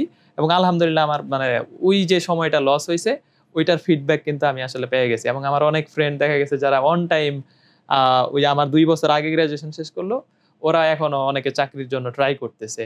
ব্যাপারটা এরকম না যে তারাও ভালো করবে, তারা ওই জায়গায় যাবে, মানে এই জন্যই মনে করা উচিত না যে সেকেন্ড টাইম দিলাম মানে 10 মাস পিছিয়ে গেলাম, মানে আমার রিজিকটা মানে এরকম। বাট রিজিকে যেটা আসবে ওটা আছে, ওটা আসবেই। সে সেকেন্ড টাইম ট্রাই করলে একটা সময় হয়তো তার হচ্ছে একটু পিছাইলো, কিন্তু এর পাশাপাশি যদি সে চেষ্টা করে ফার্স্ট টাইমের একটা ফ্রেন্ডের চাইতে সে আগে যাওয়া সম্ভব, এটা পসিবল আসলে। আপনার অনেক টাইম নিয়ে নিতেছি, একটা কোশ্চেন করবো, সেটা হচ্ছে ভাই আপনার তো লাইফে অনেক চড়াই উতরাই গেছে, হয়তো আমাদের প্রত্যেকের লাইফেই যায়। খারাপ সময় আসলে হয় কি ভাই, অনেকে আছে যে আল্লাহ থেকে অনেক দূরে চলে যায়, আবার অনেকে আছে এই জিনিসটাই তার একটা পজিটিভ টার্ন হিসেবে কাজ করে, সে আল্লাহর অনেক কাছে চলে আসে। ভাই অডিয়েন্সের জন্য খারাপ সময়ে ধৈর্য কিভাবে ধরা উচিত ভাই, এই বিষয়ে যদি কিছু বলেন। এটার এক সেন্টেন্সে যদি বলতে চাই যে ধৈর্য অপেক্ষা উত্তম কাউকে কিছুই দেওয়া হয় না। আমাদের একদম সহি হাদিসে বলা আছে যে মানুষকে যা কিছু দেওয়া হয়েছে এর মধ্যে সব থেকে উত্তম ধৈর্য। তো সব থেকে উত্তম জিনিসটা আসলে মানে ধৈর্য ধারণ করাটা কঠিন, এটা অবশ্যই একটা কঠিন কাজ। তো আমরা যদি যা হচ্ছে আমার সাথে যে কোনো মানে একদম খারাপ, অনেক খারাপ কিছু হয়ে যাচ্ছে, এইটাও যদি আলহামদুলিল্লাহ আল্লাহ যা করছে ভালোর জন্য করছে এইটা মনে করে অ্যাকসেপ্ট করতে পারি, যদিও এইটা আমার এই অনুভূতিটা আমার মধ্যে গ্রো করতেও সময় লাগছে, এটা অন্যদেরকেও আসলে প্র্যাকটিস করে করে এটা আনতে হবে যে আমার এখন যদি অনেক খারাপ সময় আসতে পারে কিন্তু আমি ধৈর্য ধারণ করবো, এবং আমার অনেক খারাপ সময় আসে যেটা আমি আসলে কাউকে শেয়ার করি না, আমি জানি যে এটা কেটে যাবে, মানে আধার কেটে যাবে, আলো আসবে ইনশাআল্লাহ। তো খারাপ সময় আসলে জাস্ট হচ্ছে আল্লাহ যা করছে এইটাই আমার জন্য ভালো, নিঃসন্দেহে ভালো, কোনো সন্দেহ ছাড়া ভালো, এইখান থেকে ভালো কিছু হবে। জাস্ট একটা কাজ যদি করে ওর হচ্ছে না, আমার মনে হয় যে ধৈর্য ধারণ করা কঠিন কিছু হবে না। এবং আমরা মানে এই যে রিসেন্টলি একটা দেখলাম, গুচ্ছতে একটা ছেলে যে চান্স পাইলো ফুড পান্ডার ডেলিভারির কাজ করতে, এবং অনেক মানুষ কিন্তু দেখছে এটা। তো ওর কিন্তু ওর মানে থাকার মতো ভিটা নাই, মানে আমাদের তো থাকার একটা জায়গা আছে, ওর থাকার নিজের মানে ভিটা নাই, ওর ভাই নাই, ভাই মারা গেছে জাহাঙ্গীরনগর পরীক্ষার সময়, বাবা নাই, তারপর হচ্ছে তার মানে ওর ফ্যামিলিতে আর্নিং মেম্বার বলতে শুধু ও, ওই জায়গা থেকে ও একটা বিশ্ববিদ্যালয়ের একদম টপ পজিশনে চান্স পাইছে। তাহলে ধৈর্য ধারণ করার জন্য এই জন্য আমাদেরকে উচিত হচ্ছে আমার চাইতে খারাপ সিচুয়েশনে কে আছে তার দিকে তাকানো না। আমার আজকে একটা গাড়ি নাই, আমি যদি তাকাই যে একজন মার্সিডিজ চালাচ্ছে, একজন বিএমডাব্লিউ চালাচ্ছে, তার দিকে তাকাইলে তো আমার আফসোসটা আরো বাড়তেই থাকবে, মানে এটার কোনো শেষ নাই। মানুষের সুখ হচ্ছে যা আছে আলহামদুলিল্লাহ স্যাটিসফাইড। আমার চাইতে খারাপ সিচুয়েশনে আমি আজকে চান্স পাই না, অনেক শিক্ষার্থী তো অ্যাডমিশন টেস্ট পর্যন্ত যাইতেই পারে না, আমি আজকে 3 বেলা খাইতে পারতেছি, অনেকে তো 1 বেলা খাইতেছে। মানে এই জিনিসটা ওই যে একদা ছিল না জুতা চরণ যুগল, একজনের জুতা নাই আরেকজন তো পাই নাই। তাহলে এই জিনিসগুলা যদি আমাদের মধ্যে আস্তে আস্তে রিয়েলাইজেশনটা আনতে পারি, ব্যাপারটা এরকম না যে হচ্ছে আমি আরেকজনকে সাজেস্ট করতেছি, আমি নিজে আগে করার চেষ্টা করি, আস্তে আস্তে হচ্ছে এই জিনিসটা নিজের মধ্যে আয়ত্তে আনার চেষ্টা করি, দেন আরেকজনকে সাজেস্ট করি। এই জন্য আমার পক্ষ থেকে সাজেশন থাকবে যা হয় নিঃসন্দেহে ভালোর জন্য হয়, আল্লাহ ভালোর জন্য করে, জাস্ট অ্যাকসেপ্ট। এবং মানুষ অনেক কটু কথা বলবে, অনেক তাচ্ছিল্য করবে, এবং ওই মানুষটাই যেই দিন ভালো কাজ করবে ওই দিন এসে প্রশংসা করবে, আরে জানতাম তুই পারবি, আরে তোরে দিয়ে হবে। মানে এই ব্যাপারটা কিন্তু হচ্ছে এক্স্যাক্টলি যে আমাকে ইনসাল্ট করলো ও বাধ্য হবে আমার প্রশংসা করতে, ওই কাজের মাধ্যমে ওই জিনিসটা জাস্ট সবর করতে হবে, এইটুকুই। ভাই ওয়ান লাস্ট থিং আমাদের স্টুডেন্টদের জন্য, ওদের উদ্দেশ্যে কিছু বলেন ভাই আমাদের স্টুডেন্টদেরকে। আচ্ছা, তো অনেক শিক্ষার্থী আমাদের এই ভিডিওটা দেখবে, স্পেশালি যারা আমাদেরকে মোটামুটি হচ্ছে ক্লাস করছে বা আমাদেরকে চিনে। তো শিক্ষার্থী যারা হচ্ছে আমাদের মোটামুটি হচ্ছে ভিডিওটা দেখবে, তাদের উদ্দেশ্যে যদি বলতে চাই, স্পেশালি হচ্ছে যে শিক্ষার্থীদের জন্য আসলে আমি যেটা বললাম যে ওদের কারণে আজকে আমরা এই জায়গায় আসছি, এবং শিক্ষার্থীরা আমাদেরকে যথেষ্ট সাপোর্ট করে বা আমাদের কথা শুনে বা আমাদেরকে যে ভ্যালুটুকু করে, এইটুকুর কারণেই কিন্তু আজকে আমরা এডটেকে একজন স্টার টিচার বা আমাদের এরকম। তো আমরাও যদি এডটেক থেকে যারা আসি বা টিচাররা যে কোনো জায়গা থেকে যে জায়গা থেকে পড়াচ্ছে, টিচাররাও যদি হচ্ছে ডেডিকেটেড ভাবে স্টুডেন্টদের জন্য কাজ করে এবং স্টুডেন্টরাও যদি ওই রেসপেক্টটুকু, আমরা যেরকম দেখা গেছে যে ছোটবেলায় একজন স্যার সামনে দিয়ে যাইতেছে সাইকেল থেকে নেমে গেছি, মানে এই জিনিসটা কিন্তু এখনো আমি সাইকেল বা বাইকে আছে, আমার একটা স্যার যদি আসে আমার অটোমেটিক এটা আমার মধ্যে হবে নেমে, মানে ব্যাপারটা এরকম না, মানে এই সম্মানটাকা মানে ভিতর থেকে আসে, এরকম না লোক দেখানো সম্মান তাকে করলাম যে সে আমার স্যার। এই জন্য স্টুডেন্টদের উচিত টিচারদেরকে ন্যূনতম যে রেসপেক্টটুকু না দিলে নয়। মানে এখন অনলাইন হওয়াতে এই রেসপেক্ট জিনিসটা আসলে উঠে গেছে, মানে মনে করি আমি একটা ফেক আইডি দিয়ে একটা গালি দিয়ে দিলাম, আর কিন্তু দেখা যায় ওর চাইতে ওই টিচারটা অনেক বয়সে বড়, সব দিক থেকে মানে বড়। তো সেই বিষয়টা হচ্ছে যে আমি যে একজনকে ফেক আইডি দিয়ে গালি দিলাম, তাহলে ওই টিচারটা কিন্তু না জানলো, কিন্তু আমি তো জানি যে আমি নিজে এই কাজটা করলাম, আমার লাইফে কিন্তু এটা আবার ব্যাক আসতে পারে, আমাকেও আমার স্টুডেন্ট বা আমার কোনো জুনিয়র আমাকে গালি দিলে তখন কেমন লাগবে, এই জিনিসটা ফিল করা। তো স্টুডেন্ট এবং টিচার দুই পারস্পরিকভাবে যদি সাপোর্টিভ হিসাবে একদম সুন্দরভাবে এনভায়রনমেন্টটা ঠিক রেখা কাজ করে যাওয়া যায়, অনেক অনেক মানে ভালো কিছু করা সম্ভব। আমি শিক্ষার্থীদের উদ্দেশ্যে বলবো যে শিক্ষকদের যেভাবে তোমরা সাপোর্ট করতেছো বা যেভাবে হচ্ছে আসলে ওরা আমাদের মোটামুটি হচ্ছে গাইডলাইন কথাবার্তাগুলা গুরুত্ব দিয়ে দেখতেছে, তো এইটা হচ্ছে ধরে রাখুক এবং রেসপেক্টটুকু, ন্যূনতম যে রেসপেক্টটুকু শিক্ষকদের দেওয়া উচিত। মানে আমি মনে করি যার কাছ থেকে একটা ওয়ার্ড হইলেও শিখছি সে আমার শিক্ষক। শিক্ষক মানে এরকম না যে একটা সাবজেক্ট পড়াইতে হবে, একটা লেসন আমি কারো কাছ থেকে শিখলাম, সে কিন্তু আমার একটা জিনিস শিখাইলো, তো তার প্রতি আমার একটা ন্যূনতম সম্মান বোধ, একটা রেসপেক্টের জায়গা রাখা উচিত। তো এতে সম্পর্কটা খারাপ হয় না, বরং ভালোই হয়, এবং অন্যকে যদি সম্মান করা হয় সেই ক্ষেত্রে দেখা যায় যে নিজের সম্মানটাও আসলে আল্লাহ তাআলা বাড়ায় দেয়। তো আমরাও স্টুডেন্টদের জন্য চেষ্টা করব, আসলে স্টুডেন্টরা, আমি প্লিজড সত্যি কথা বলতে স্টুডেন্টদের প্রতি অনেক বেশি কৃতজ্ঞতা। তো এত বেশি ভালোবাসা আল্লাহ তাআলা আমাকে দিছে, বা স্টুডেন্টরা আসলে এই লেভেলের অ্যাকসেপ্টেন্স, এই লেভেলের ভালোবাসা দেখাবে, এটা মানে এই অল্প বয়সে এটা অনেক বেশি কৃতজ্ঞতা। তো শিক্ষার্থীদের প্রতি আসলে আমার কৃতজ্ঞতার শেষ নাই, কারণ ওরা যে লেভেলের সাপোর্ট আমাকে করে, আমি আশাবাদী যে স্টুডেন্টদের জন্য ডেডিকেটেড ভাবে ওদের কল্যাণের জন্য কাজ করে যাইতে পারবো, এবং যেটা বললাম যে একটা ইম্প্যাক্ট রাখার জায়গা, যে ওদের লাইফে যাতে একটা ইম্প্যাক্টফুল কিছু করতে পারি, এই চেষ্টাটা থাকবে ইনশাল্লাহ।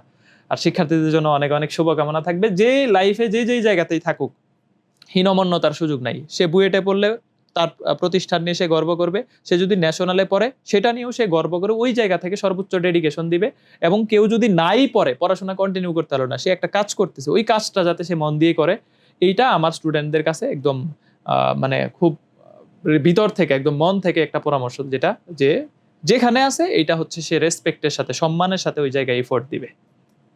থ্যাংক ইউ সো মাচ ভাই, এতগুলো সময় আমাদেরকে দিয়েছেন ভাই। অনেক অনেক ভালো লাগলো আসলে, আমি মন খুলে এরকম কথাগুলা বললাম, যে এটা আমি মনে হয় যে ফার্স্ট টাইম এইভাবে আমি আসলে আমার আগের যে স্টোরিটা আমি বলছি, আমাকে অনেক স্টোরিটা দেখছে, তো ওইখানে আমি একটু মানে পুরা জার্নিটা বা আমার তখনকার যে ফিলিংস গুলা শেয়ার করছি, তো একটু ইমোশনালও ছিলাম, বাট আজকে আমি একদম খুব কমফোর্টেবল ভাবে তোমাদের সাথে যেই আড্ডা টাইপ একটা ক্যাজুয়াল ভাবে কথাবার্তাগুলো বললাম, খুব ভালো লাগলো অ্যাকচুয়ালি।